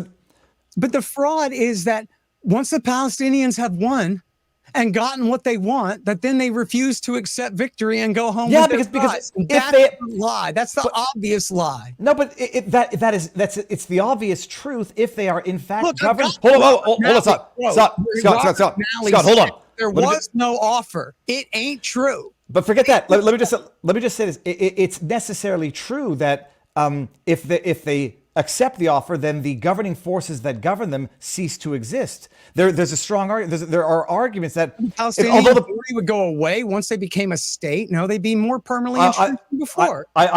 Many would argue that the raison d'être of certain governing governments or terrorist organizations, they would cease to exist as a government if they ever actually negotiated a peace. The other idea also being, I don't know. I mean, look at the IRA and look at the Haganah. Look at Hezbollah. Hezbollah is now their own mini state in southern Lebanon. You're telling me that if once they had won all that territory, someone had said, okay, good, now you get to have your own mini state. But that's when Nasrallah would say, no, I'm much better off to keep dying and keep getting my guys killed and lose territory that I've already won. No, that's not what he did, is it? Well, And the analogies, I hate the analogies because there's always a material difference that makes them not analogous, certainly with certain comparisons. okay, But in this case, lie and pretend that they offered the Palestinians a state and that the Palestinians rejected that offer when it's not true that they offered the Palestinians a state and they rejected that offer. Not that I will rely on Newsweek, but this is my memory of the 2000 peace talks is that the ultimate sinking of the discussions was the right of return that Yasser Arafat tacked on at the last minute, knowing it would sabotage the deal. So is my memory of this history wrong? Yes. Okay. That's not what happened at all. This is from Newsweek, so take it with a grain of salt. Clinton also revealed that contrary to most conventional wisdom, after Camp David ended, the key issue that torpedoed the talks in their final stages was not the division of Israel, East Jerusalem, but the Palestinians' demand for a right of return of refugees to Israel. My memory is that there was an agreement on basically all terms, and then Arafat came in with this I'm not going to qualify it in a judgmental say, just counterintuitive, illogical demand for a right of return of 6 million or 5 million Palestinians, to which Clinton said, what do you need a two-state solution for if what you want to do is basically turn Israel into a Palestinian state or at least an Arab state? And that's my recollection. And the rationale that I remember at the time, but I'm prepared to revisit my own memory and understanding, was that Arafat knew that he could never agree to a peace deal because he'd get killed. And now you've refreshed my memory again. He got killed in the end. Whether or not it was Israel or his rivals that didn't want him making peace, who knows? But that's my memory of it. Okay. Mally says here, it's hard to state with confidence how far Barak was actually prepared to go. Strictly speaking, there never was an Israeli offer.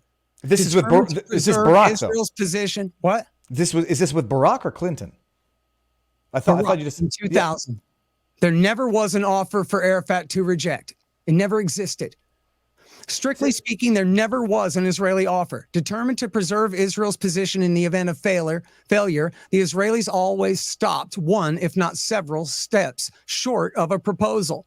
The ideas put forward at Camp David were never stated in writing, but orally conveyed. In the Palestinians' eyes, they were the ones who made the principal concessions.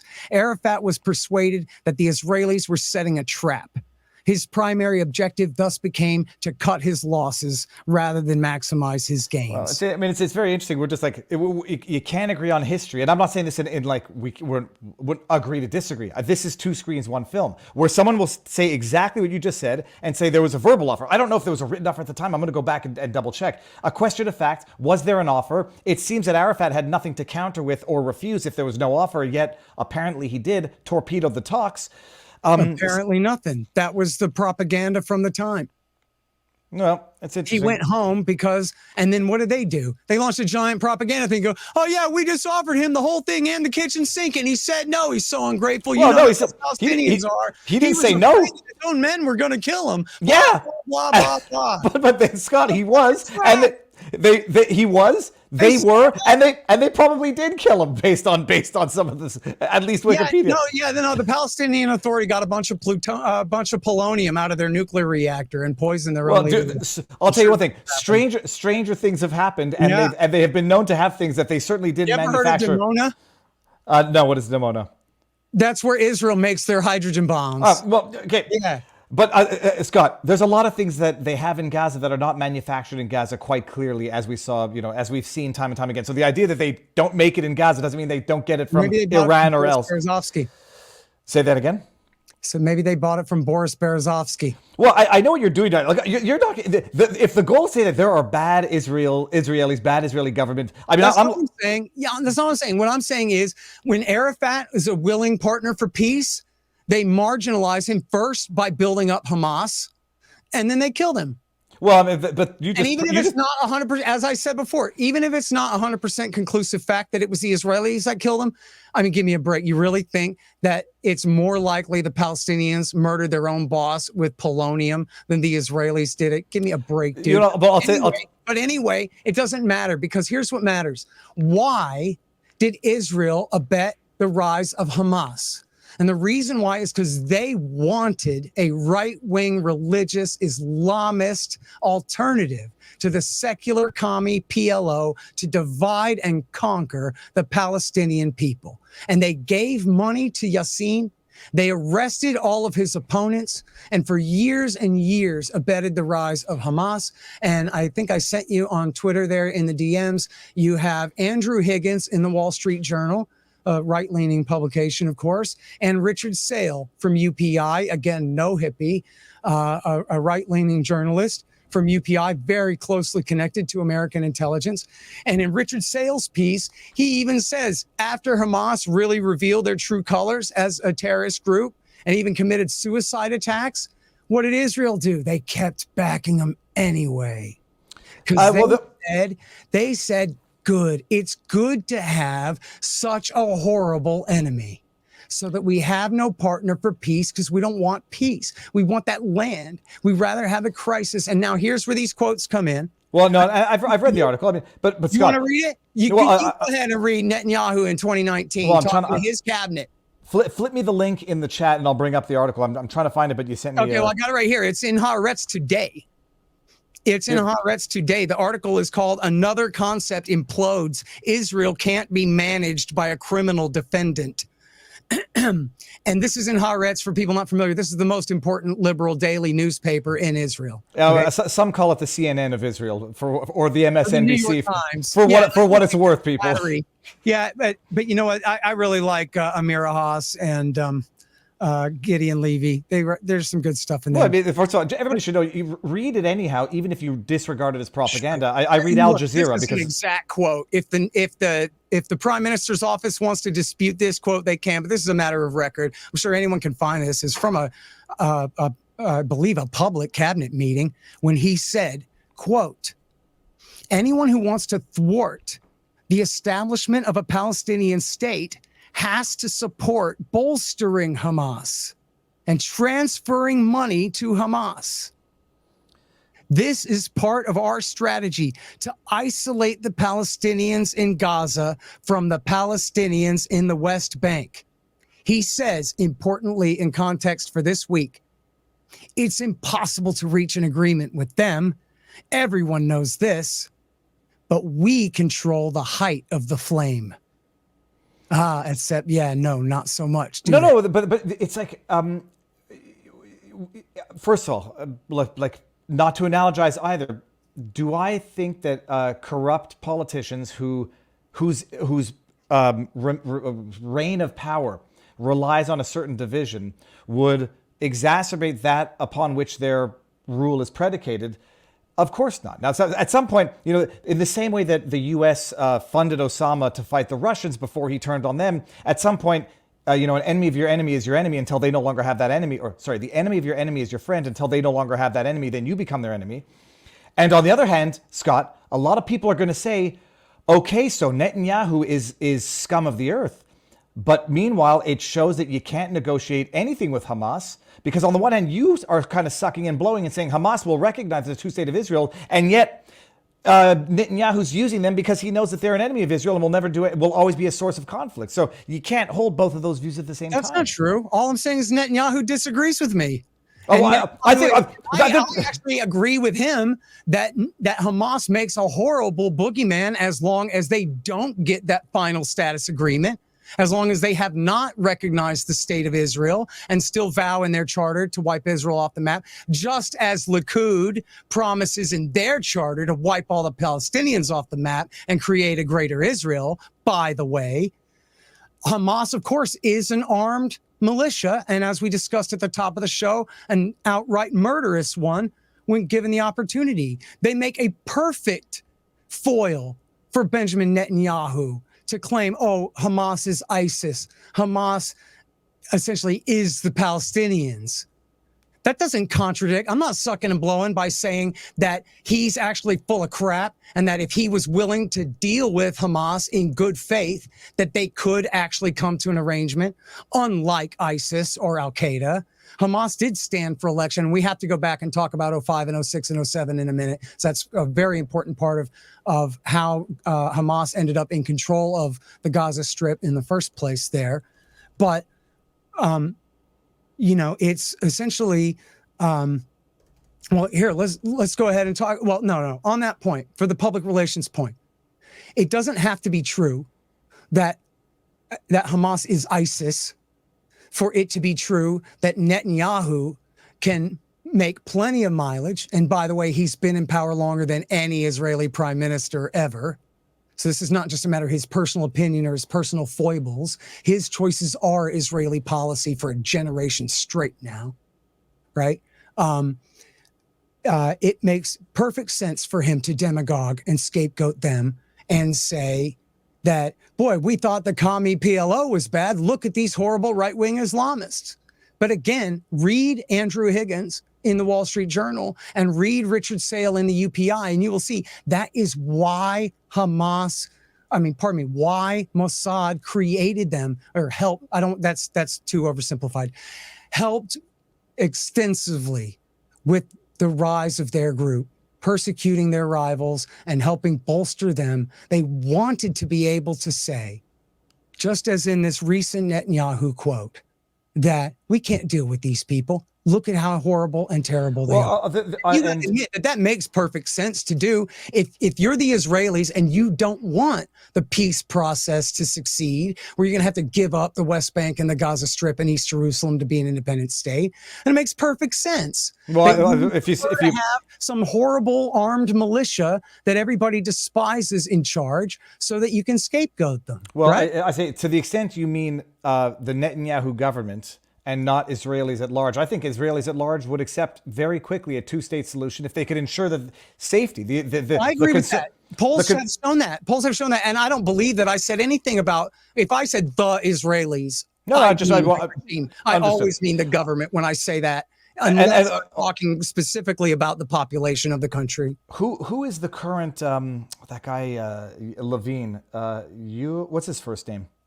I'm sorry, the current president. The guy, he's the opposite. He's not the opposition. He's the coalition with Netanyahu, Levine. Or what's his position? Hold on, I just looked him up before. He was the guy speaking. Israeli government. No, I look. Yariv Levin. He was the one that we saw talking in the opening clip with the 60 Minutes interview from 3 weeks ago, where they're talking about if our decisions lead to some crisis because the military won't show up. And by the way, what's going on? And you may know a bit more about this than me. I know I'm sketchy on this, but I believe that the big fight over the Supreme Court there, where they're trying to ram through this law or I guess they did ram through this law to limit the power of the Israeli Supreme Court, is to make it easier for them to colonize and annex the West Bank. Well, I don't know. Netanyahu had to make a coalition, the most right-wing coalition in his history, with the Jewish Power Party and the Zionist. I'm sorry, I forgot the name of it. I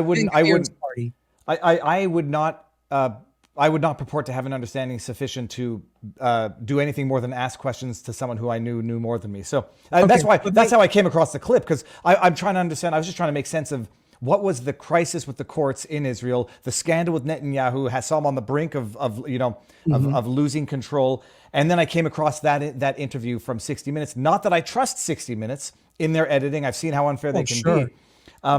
But then I saw that. Clear enough, though. That was clear enough. They were saying damn clear enough. Yeah, you have this huge proportion of the professionals in the officer class of the military, and you had Mossad also openly opposing this policy, and you had, especially reservists refusing to show up in protest of this. Because all that I'm trying to understand, they were saying this really threatens our readiness now, because people are so upset about this. And again, what was at the core of it? The core of it was so they can get away with more colonization at the expense of the. I would stop you there and just say the core was it that they wanted to lessen the oversight power of the courts, which I think is also a problem. Which stops them from doing things like expanding new settlements and that kind of thing. I can understand that argument given the interest that they had in the West Bank, which might have explained why they were ignoring or neglecting Gaza. But all that to say that it's on 60 Minutes saying this is a problem, it's a concern, it exposes Israel to risk to the world. Well, it's not just that Israel knew about it, but then it's Israel's enemies knew that. And all that I was trying to do is just understand for my own, before anything else, how the hell could this have happened in the first place? Because like I started off by saying, and I said, this is not a lone wolf with a backpack getting on a bus. This was coordinated. And it wasn't just that it was coordinated. It was sustained. And it wasn't just that it was sustained. It was sustained for hours, apparently 4 hours at the concert before to 12 hours, which makes no sense. And then I stumble across this video and whoa, it starts making a little more sense. Where's No, We no, were all wondering that. Where the hell are all the security forces? no, it's like, and it's again, this is no both. This is no diminishing the atrocity. It's that you know that you have an enemy, an existential enemy, not in everyday Palestinian people, but in their government that wants to kill you at every step of the door. Like Golda Meir said, you can't negotiate with someone who comes to kill you. You don't leave your front door open. And that's what it looked like, and that's all that I was trying to understand. All right, now you want to go back. Of course, you have to negotiate with the people that you're fighting with. That's the whole point of negotiation. Golda Meir and all of her damn stupid cliches. That makes no sense. That's like Dick Cheney saying, "No, you don't talk to evil." Well, no, hold on. To evil. That's how you end the conflict, unless you think that more killing is less evil than getting a ceasefire. Well, no, hold on. I would agree with Golda Meir. I would agree with you don't negotiate with Charles Manson. My problem now, having seen the way things work in history, is it's a very easy excuse to say, like, well, they're doing it in Russia. Can't negotiate with Putin because he's come to kill the world. So we can't negotiate. Well, that's great. That's just a very a very easy way to justify your aspirations. To say, I can't talk with him. He's crazy. Now we just have to keep. That's right. And look, let's go back to the elections. 2005 here and George W. Bush era. Okay. Remember, George W. Bush says it's the global democratic revolution. By the way, his head is being filled with all this crap from the neoconservatives, who are who? They're the vanguard of the Israel lobby in the United States of America. When people talk about the neocons, that doesn't mean right-wingers nowadays. That is a specific sect of not all Jews. A lot of them are Catholics too. And Zalmay Khalilzad was Muslim, but they're essentially ex-leftists turned Reaganites and always very close to Israel. Now, John Bolton, you're familiar with, he's a fellow traveler. He was always a right-wing Barry Goldwater guy. The neoconservatives, the reason they're called neoconservatives is because they used to be leftists and Democrats, and then they moved to the right. And the reason they moved to the right was because of, one, the civil rights era, and two, the peace movement of the Vietnam era. And they were repelled by that and wanted, they were like Cold War Truman Democrats. So they centered around Scoop Jackson, who was a right-wing Democrat from Washington State. They called him the senator from Boeing. And then they became Reaganites. And then these were the men who lied us into war in Iraq 20 years ago in the George W. Bush administration, particularly Richard Pearl, Paul Wolfowitz, Scooter Libby, Stephen Hadley, Robert Joseph, Abram Shulsky and Douglas Feith and all of these guys. They called themselves the Cabal. And they were the ones who lied us into war with all the fake intelligence from the Iraqi exiles and all of that stuff. And they filled Bush's head with, oh, this isn't about parochial interest for Likud. They want an oil pipeline from Kirkuk to Haifa. No, this is all about the global democratic revolution and all these high ideals. And they said, and they convinced Bush that we have to bring the global democratic revolution to Palestine. And they said, you know what would be horrible and sinful would be if we would try to force the, was it Sharon then? No, Sharon was gone by then in his coma. I believe it was the Olmert administration by then. It would be terrible and sinful if we would try to force the Israelis to negotiate with an unelected government in the Fatah, in the PLA. So what we're going to do, and I'm sorry, I forget if this before or after Arafat was killed, if this was Abu Mazen or Abbas, as he's known, either way, or if this was Arafat. I'm sorry. I think it was after Arafat. I'll Google it as fast as I can. Okay. But keep going. But in any case, what happened was Israel held an election at George Bush and Condoleezza Rice's insistence. And if I remember it right, I think the Israelis, at least publicly, were reluctant to do this. But then here's what happened. They, I believe accidentally, I could never prove it was deliberate. I don't know that it was deliberate, although it served their interests, I don't know. But what in effect happened was Israel rigged the election for Hamas. And here's how they did it. They control the Palestinian territory. They control all of the tariffs, all of the tax revenue from all goods coming in and out of the West Bank and the Gaza Strip. And then they collect all those taxes, and then they turn that tax money over to the Palestinian Authority, which is not a government, by the way. It's created by the United States. It's essentially trustees in an Israeli prison, right? This is not a sovereign state here. This is occupied territory. And so the Israelis control all the money, and they refuse to give the money to Fatah. for Fatah to disperse among the different factions to buy up their votes or even to provide their basic services for people living, especially on the West Bank and I guess in Gaza as well. So this tilted the advantage toward Hamas.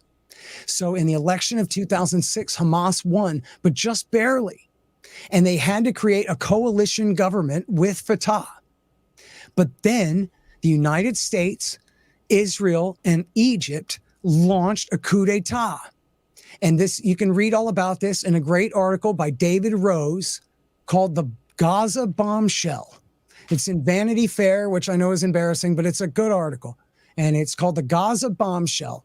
And it's about how America, Egypt, and Israel worked together to funnel a bunch of arms into the Gaza Strip to give to Fatah, which Fatah then used and attacked Hamas, I guess their headquarters, and tried to take them out. And Hamas kicked their ass and drove them back and drove them out of the Gaza Strip. And it was only then that Hamas was able to take full control of the Gaza Strip, quote unquote, again, under occupation, full control as a monopoly of trustees in an Israeli concentration camp or Indian reservation, if you prefer that.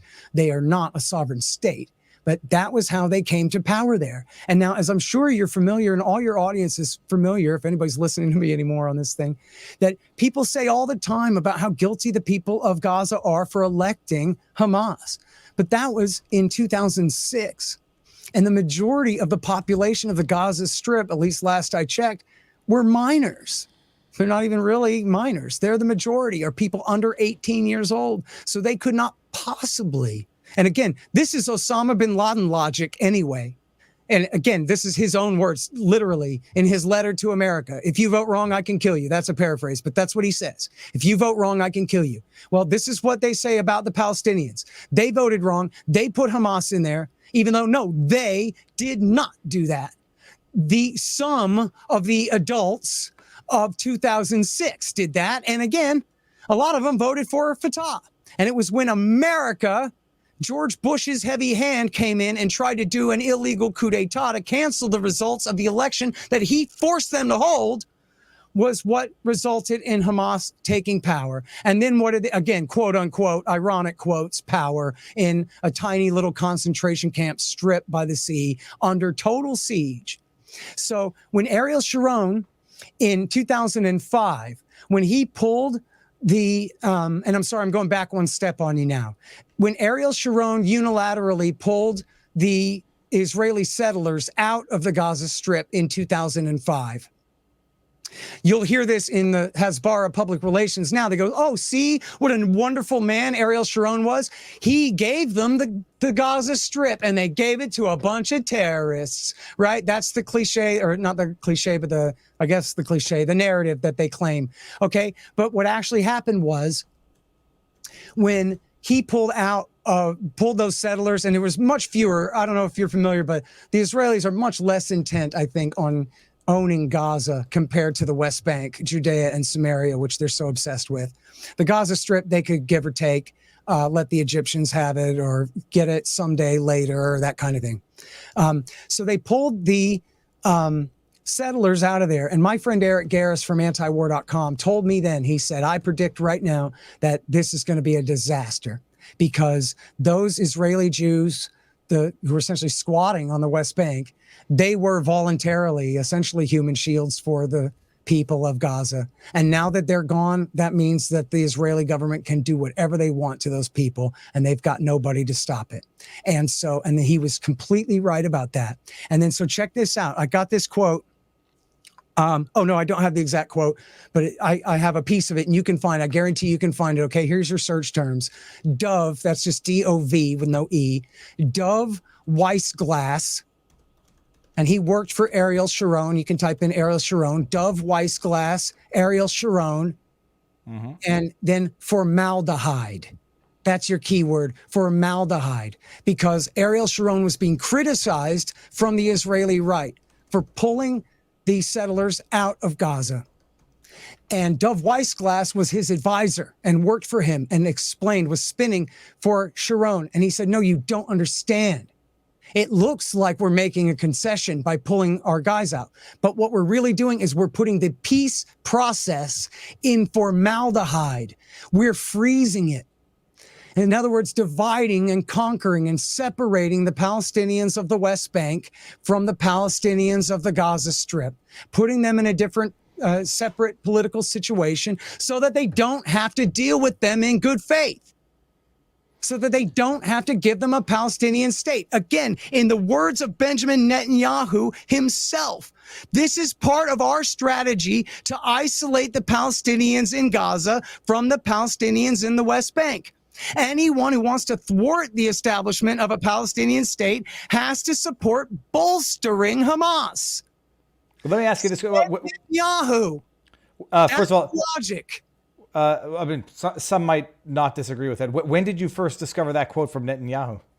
I got that quote this morning from Haaretz, but apparently it's from 2019. Second question. But wait, one more. Yeah. Wait, hold that thought, because I'm going to space out before you do, because I got what Biden's got. One more quote here. This is from Bezalel Smotrich. Now, he is not some kook in the Knesset. He is the leader of the Religious Zionist Party, and he is currently the finance minister in Netanyahu's government, okay? An extremely powerful position, right? Not the education minister, not the garbage and sanitation minister. He's the finance minister in Netanyahu's coalition government right now, okay? Here's what he said 2 years ago. And I'm sorry if I'm repeating myself. Stop me, because I said this last night, but I don't think we've gotten to this yet today. He says, the PA, that's the Palestinian Authority, Fatah, the PLO, the commies, Arafat's guys left over there, Abu Mazen, Abu Abbas. The PA is a liability, and Hamas is an asset. I love this quote so much. Listen to this.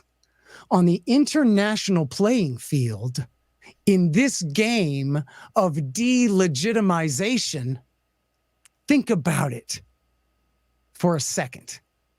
The PA is a liability. Hamas is the asset. It's a terrorist organization. Nobody will recognize it. Nobody will give it status at the ICC, and nobody will let them push resolutions at the UN. And then, I'm sorry, it's a little confused here. And then we won't need an American veto. In other words, we would not be in the position of needing an American veto, because they won't even be able to push a resolution. No one will let them, because they're Hamas. Well, and he says, I'm not sure at all that, given the current situation, given the current facts, that the central playing field that we're playing in is international there, that Abu Abbas is costing us serious casualties. He means in public relations. Abu Abbas is costing us because he wears a suit and he talks nice. Sometimes he does say crazy stuff sometimes, by the way, but he is more reasonable seeming. So he is costing us, and Hamas in such a situation would be an asset. And then here's how he finishes up, because the question was, geez, do we need to worry about Hamas being a danger to us? So here's how he wraps up the question. He says, I don't think we need to be afraid of that. Hamas taking over, Hamas posing a danger. Well, it's okay. Netanyahu and his finance minister are telling you right to your face, they like it this way. They like having pseudo bin Ladens running their open air concentration camp, Indian reservation there in the Gaza Strip, so that they can look at you and go, look at what the bad man, look at how bad they are. We don't have a partner for peace. Now you're supposed to respond, well, fuck you. I see what you're doing. They're lying to you and manipulating you, dude. Some will listen to that. There's things that I know that I cannot. I'm going to go look into the theory of electing Hamas. When was Fatah no longer recognized as a terrorist group? At the time, Fatah was still recognized as a terrorist group, right? I don't know if they ever officially declassified. I think I remember reading that Fatah was no longer recognized or designated as a terrorist group. Some are going to say, look, Hamas or Fatah, you're saying like, oh, this is why they want Hamas and it's a big, big plan. They seem to be stuck with a terrorist group one way or the other. And others are going to listen to everything that you just said and say, it's an interesting explanation for how and why Hamas is currently in charge of Gaza, but it changes nothing. And they're still left with Hamas. That's bullshit. Listen, Ben Shapiro, who's one of the most influential political commentators in this country for some reason, I'll go ahead and bring him up due to that fact. In fact, it's because the algorithm pushes his videos on YouTube like crazy. If I had known that, I'll mention Ben Shapiro every episode. I'm going to mention my wife is a doctor, and that's Ben Shapiro's joke. Okay, bada big, bada boom. You're right. Listen, he always says, because Zionists have to lie about this stuff. They have to misrepresent it all. He says, listen, what would we do if Mexico, or sometimes the Mexicans, were firing rockets over the Rio Grande into Texas? He expects us to just sit there and take it? But you see that's a damned lie, right? Because when you say Mexico or the Mexicans, you're not talking about some Mexicans. You're talking about the national government in Mexico City and its army.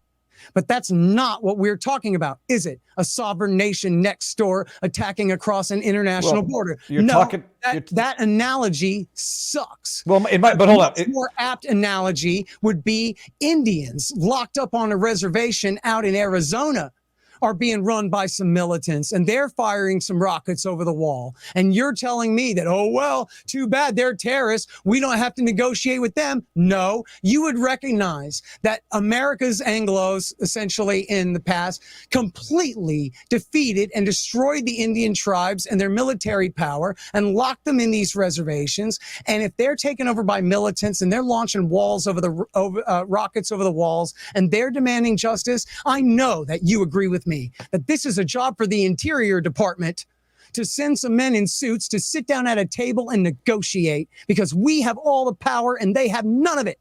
This is not a sovereign nation attacking across an international border. This is essentially like the Aryan nations have taken over a prison. And you're going, oh, well, we can't negotiate with them. You're 1 million times more powerful than them. Well, you mean it's a lie to say you can't negotiate with them, to say that the only option is war, rather than letting these people have independence. How about letting them travel, letting them have an airport and a seaport and a waterworks and international trade? Well, Scott, but I mean, first of all, two things. First, I think your analogies are terrible, because if it were a reservation, it would be taken over by the federal government and with extreme prejudice. It would be another. Gaza has been taken over by the federal government of Israel, dude. Well, in 1967, they took it over. It's been under total siege for 16 years. So what the fuck are you talking about? Seriously. Scott, what are you talking about? I'm going by. They control it already.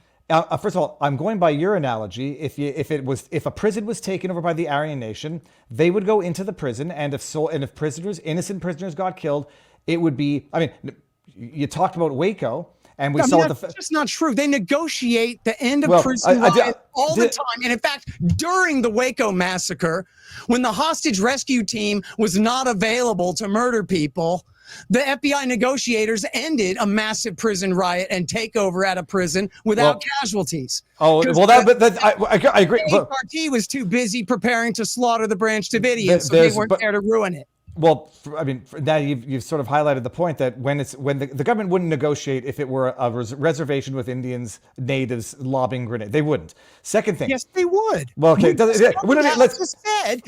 FBI, civilian police negotiated the end of a successful prison riot takeover in 1993. Yeah, and then they went in and slaughtered everyone in Waco. No, they didn't. Well, they went and slaughtered a bunch of Branch Davidians that had nothing to do with the prison. I understand that, but you're saying in one case they negotiated. I'm saying in the other one they just went in and killed everybody.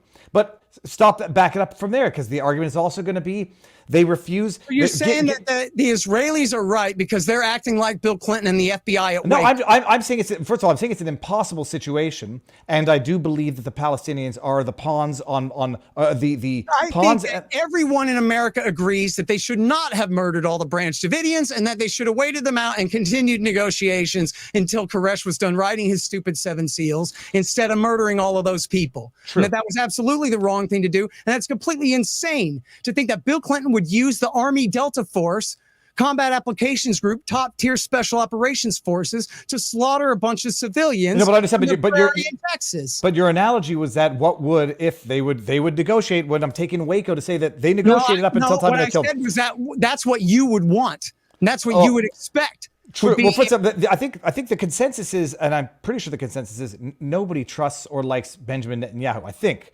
But back it up to one more thing. You say, why not give him a port? Why not give him an airport? I mean, some people with a memory are going to remember that Again, I think this is an issue of being hijacked by terrorist organizations. When they get cement, it's not used to build buildings; it's used to build tunnels, so they can. You're begging the whole question here. You're talking about while they're under military siege. Well, they're essentially in a state of ceasefire in the middle of a war of occupation. Well, but now not you see talking about if we have a two-state solution. But now you're talking. Obviously, if there was a one-state solution, Hamas would have to be disarmed, right? You wouldn't. And by the way, do you think that would really be a problem if they were integrating Gaza into the state of Israel, guaranteeing equal rights for everyone? Well, I mean, that they would be able to go in there and just end the military power of Hamas as a separate armed militia? I think, unfortunately, that idea itself is a borderline impossibility because of stated objectives of groups that once would get into power, it would be a done deal. But now, hold on, and then this is spiraling back to the chicken and the egg. You know, the occupying since '67, and then the question is, you don't think that a country should be allowed to take land in a war that they didn't, even if they didn't start it? Some people are going to say, you're not killing some of my soldiers and then saying I can't take the land that you in a war that you started. That's against the Geneva Convention. So you and everybody who says that are, you know, in favor of war crimes. So I don't know what to tell you. Now, Hitler said, we want this Lebensraum for us. Well, and then he ruined it for everyone. Okay. No, well, Hitler that anymore. Hitler invaded Poland, and I think the difference would be if Poland started a war with Hitler, and then the Germans ended up taking over Poland. That's what he said. Well, but that's what I said. But Poland started it. But I understand. Like Israel said that Egypt started it when they did. But then this is what, well, you say you know, but this is where we get back to the one screen, two films. But by the way, nothing in the international law says that if the other side starts it, then you get to steal their territory and transfer your population into it. That's not what the Geneva Conventions say. That's not what the UN Charter says. But then it's illegal under the law foisted on the planet Earth by the United States of America and its allies. Well, let's try to end this with what you would propose by way of a solution out of this. Well, look, I think if there's going to be a two-state solution, I think that's probably too late. It would take a massive transfer of Israeli settlers out of the West Bank, where the facts on the ground have already been established through might in violation of the law, which leaves us with what? You could put them all on boxcars and ship them off to the Sinai Desert to burn in the sun, or you could push them all in the Jordan River to drown, or ship them all off to add everybody in the West Bank to the Gaza Strip, to the 2 million prisoners in the Gaza Strip concentration camp, and hope they all just kill themselves or something like that. Or you give them equal rights, or give them. There's also a question of like a binational state where you have. And they do this in various places that have, conflicts with strong ethnic minorities and so forth, where you have essentially one foreign policy, one army, one overall national state, but then you have republics inside it that are made of smaller groups, like at least the way they've tried to do in Bosnia, for example. That's the way it is in Switzerland and has been for a very long time in Switzerland, that there's an Italian section and a German section and a French section. And I forgot what the other one was, the Spanish. I never can remember what the fourth one was, but they respect each other's rights, and they still have one Switzerland together, but they also stay out of each other's hair and make it so that, one of the plans here was Jerusalem was always supposed to be an international city under the control of, some ad hoc type group that would be set up by the UN or something like that, so that there would be less fighting over who controls it, because there are some, far right-wing Israeli religious settlers who would like to blow up the Al-Aqsa Mosque and build the third temple there and start sacrificing animals and start World War III. So, and the Israeli government has stopped them from doing so. At one time in the 1980s, they had the whole place ringed with explosives. They were ready to do it, and the Shin Bet caught them at the last minute. So, that's also a major danger here. This is what's the site of the old ancient Jewish temple is also the site where Muslims believe that Muhammad went to heaven when he died. They call it the prophet's night travel land. Jerusalem is where he went up to heaven after he died at one night or whatever. So this is obviously an extremely important site to Jews, Christians, and Muslims. And right now it's got a Muslim mosque on top of it, the Al-Aqsa Mosque. I'm not going to ask the. Well, no, never mind. The question as to when that mosque was built. And I don't know exactly, but now let me again, it was the Roman exile never happened. So the Muslims of Palestine, they are the great grandsons and granddaughters of the ancient Israeli Hebrews. All that happened was they converted to Islam so they wouldn't have to pay their taxes, which was a smart strategy. They were not ethnically replaced in a gigantic war and pogrom by the Arabs and Muslims when they came. That's not how it happened. I'm just looking at the destruction of the Second Temple, who did it, when it happened, and on the one hand, you'll say like the Nakba was being chased out by Israelis, but the Jews that fled Romans were not chased out. They just went into exodus. I don't think they were chased out. I think that's a bunch of crap. Okay, all right. Well, that would be a matter of fact history that we can agree. Listen, and look, I'm not the best historian on ancient. No, don't worry. It doesn't matter. People.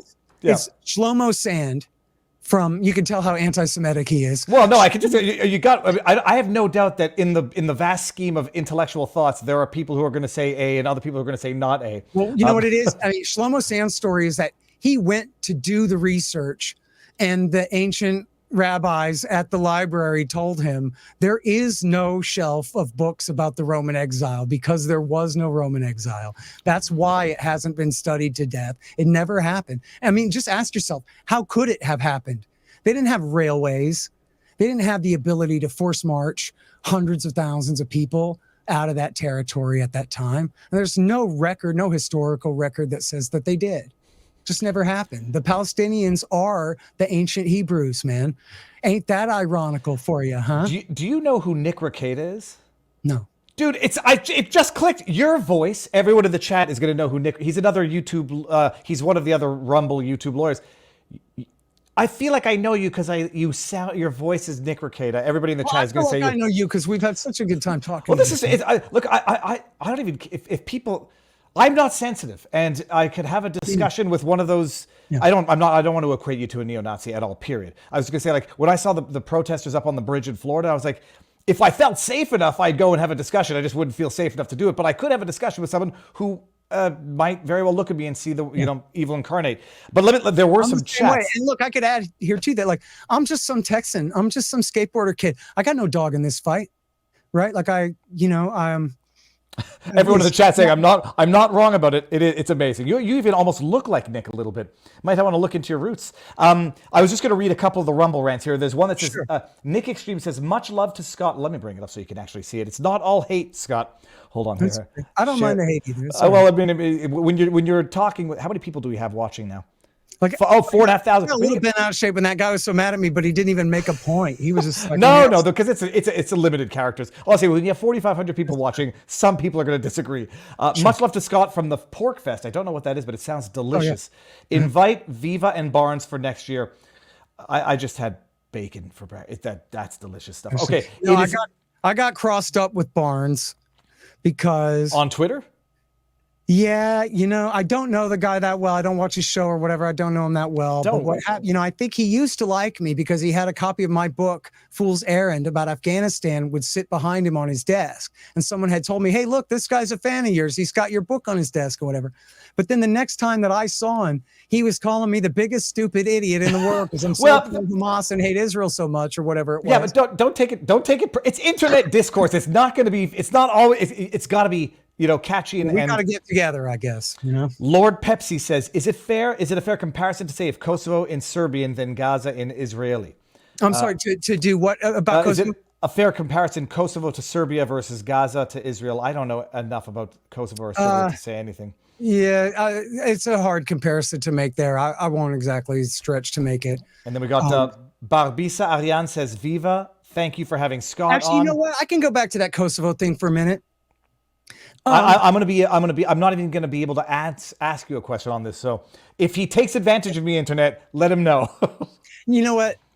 It's so messy. I mean, basically the question is, like, the Serbs had been cleansed from Kosovo by the Albanians during the Second World War with the help of the Italians. And then after the Second World War, the commie dictator Tito would not let them come back.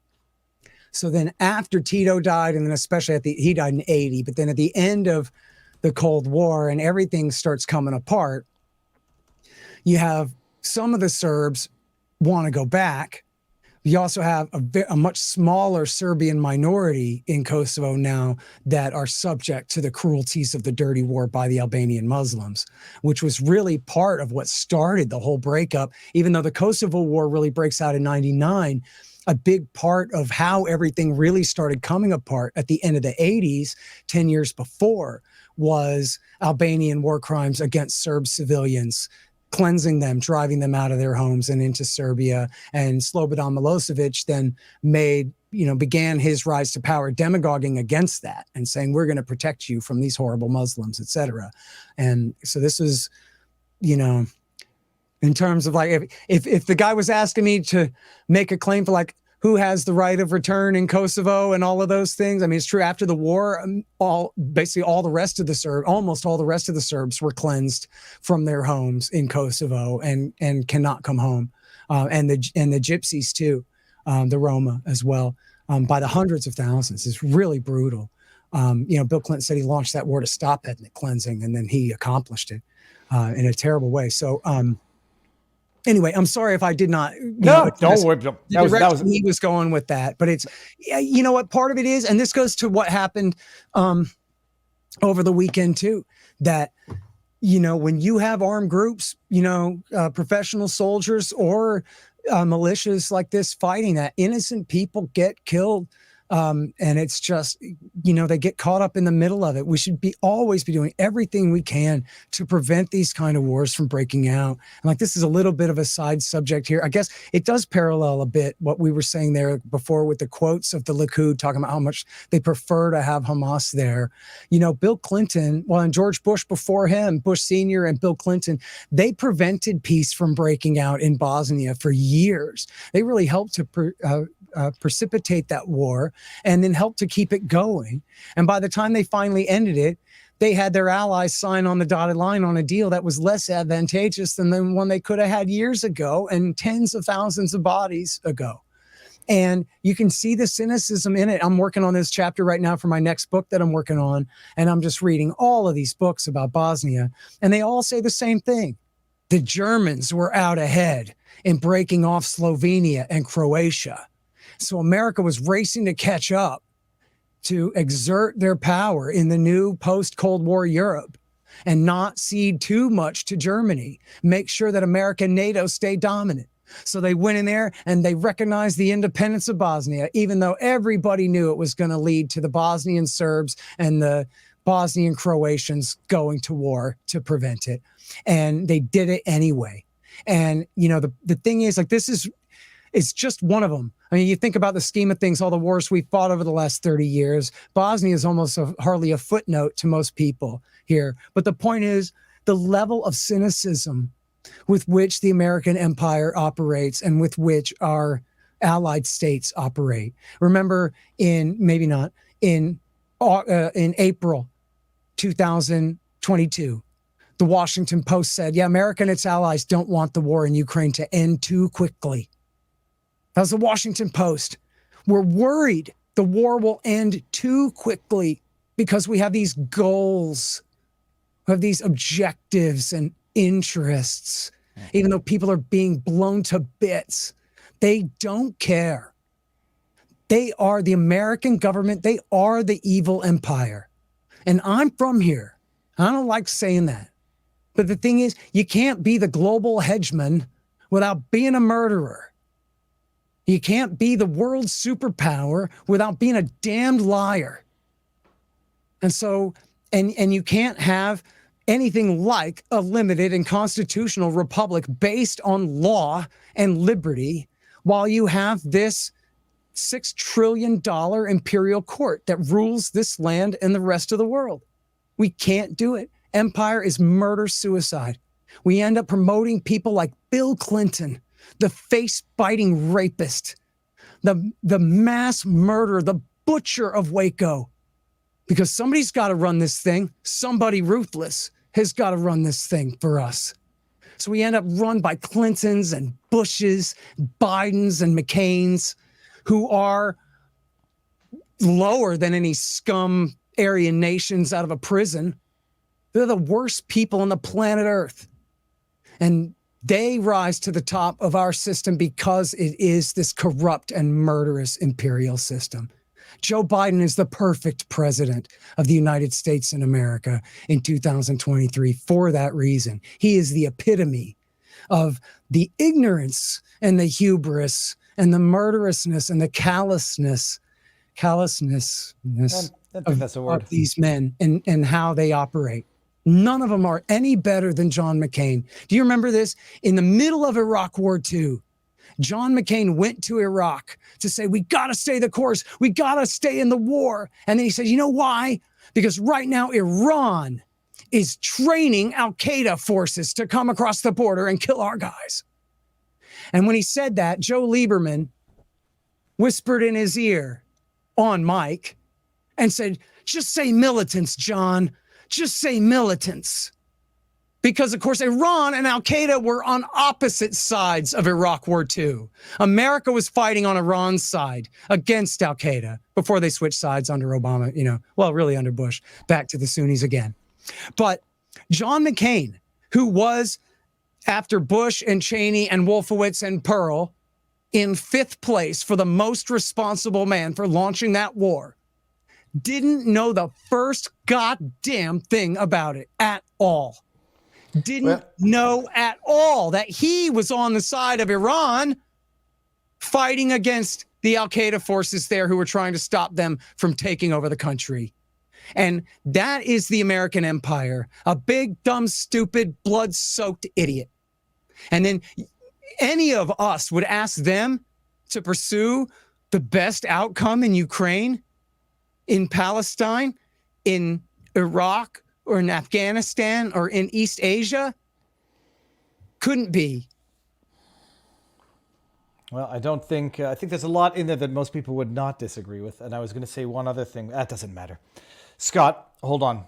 There's questions in our vivabarneslaw.locals.com community. Karen Tov says, appreciate Scott. First heard him on Tom Woods. Everyone should read Fool's Errand. Oh, thank you for reminding me. It'll be the last question, I promise. This guy's a flat earther too. That's a joke from Bill Brown. Bill, we're going to do the locals thing. If you're watching after, not today. We don't have enough time today. Bill Brown says, why can't he be honest and admit Palestinians declare they want Jews dead? I mean, that's where I don't think that's a direct quote, right? But you kept stipulate. As I did stipulate, Hamas in their charter says that they would like to destroy the Jewish state. But Scott, they don't say they want to kill every Jew, and the Palestinian population certainly does not say they want to kill every Jew. That's just not true. And I mean, I understand the argument is that you see the videos of people dancing in the streets after the event. You see people protesting in Canada saying, long live the resistance, when the resistance amounts to 1,000 slaughtered Israelis, who people say, well, that's sorry, that's a fair game of war because they're an occupying force. And so in a sense, I certainly don't say that. And I look, I think here's how you should look at those people out celebrating what Hamas did. Okay. They're suckers in Hamas's psyop. Okay. This is how terrorists works. The same thing that the Muslims did in Bosnia. It's the same thing they did in Chechnya. And frankly, it's the same thing they did with al-Qaeda's attacks against the United States, right? They're trying to provoke a reaction by Israel, and then a counter reaction to Israel's reaction.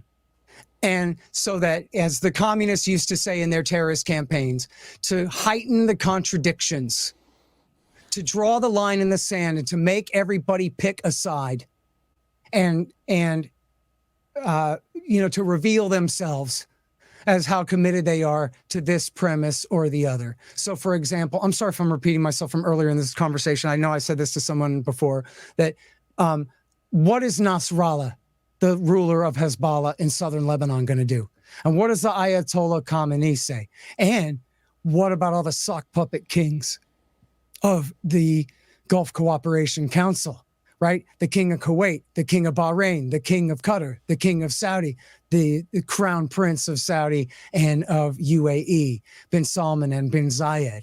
Did they come out and agree with the 100% unanimous opinion of their populations? Or did they remain loyal sock puppets of the American empire and, they're trying to keep their new relations that they've been building with Israel? Hamas, by doing this, by slaughtering civilians in this horrific fashion that they've done, it has forced all of these different factions to grapple with the contradictions and grapple with, their role in the argument and their role in the fight. And so people who are out in the street, I mean, if you want to be charitable to them at all, they're celebrating that Hamas fought back at all.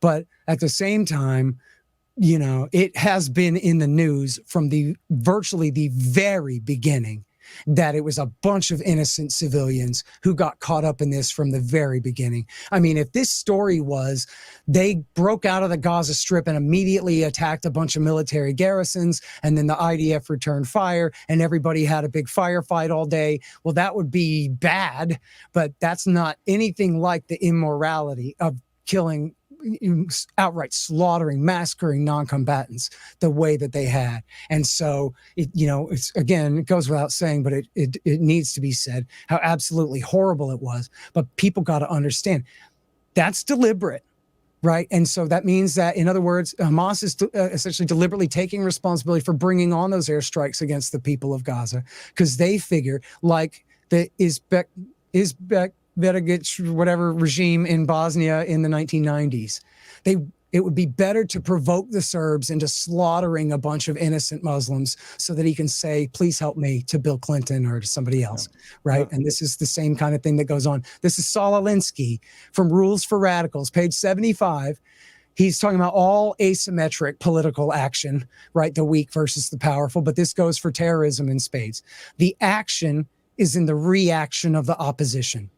And that's why on September 11th and 12th, what we were supposed to do is not get upset, even though we knew, we thought at the time, right, that the casualties might be 10 or 20,000 people. We didn't know how many people had died in New York. But while everyone was absolutely flipping out, responsible gentlemen like myself were saying, look, man, forget the CIA did it. Just take the argument on its face. And I don't believe that, by the way. I was a truther then, and I'm not one now, which is pretty funny. I'm probably the only reverse truther, But just taking at face value, Osama bin Laden is trying to make you upset.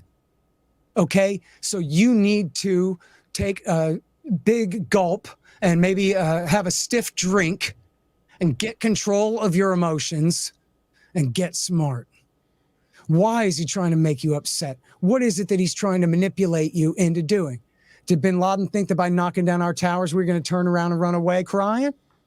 Or did he think that, no, this would be the ultimate macho challenge to a fist fight and that we would come running and fight him on his territory, right? And of course, the answer is the latter. It was a massive provocation.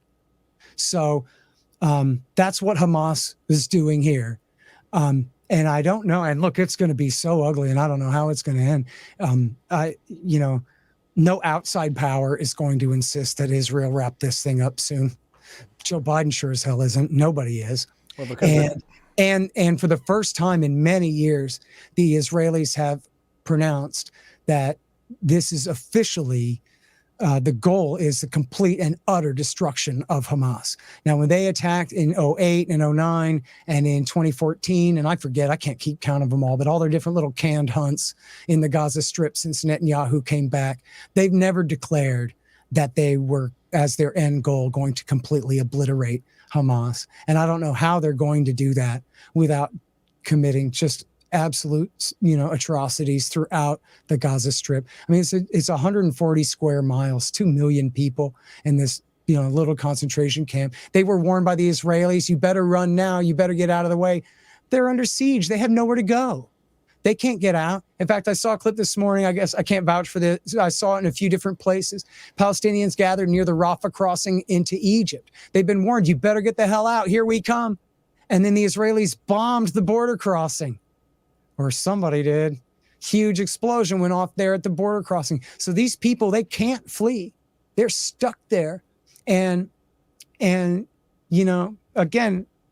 I'm perfectly happy to say I'm not a partisan in this, man. I'm only a partisan for myself and my family and maybe Northwest Austin skateboarders, right? That's my tribe. I don't give a damn about like who's who on any of this stuff, right? It's just a matter of who has power and who's doing what and what the facts are. So I don't mind saying at all how absolutely horrible it is what Hamas has done here and how horrible it is what they have now provoked the Israelis into doing. And I don't think that obviates the responsibility from the Israelis when they have this thing. I don't know if you've ever heard of this. It's called the Daya doctrine. It's like Dihyayah, something like that, Daya. And that's named after a neighborhood in Beirut where the Israelis just leveled the whole damn neighborhood. And then they named a doctrine after it.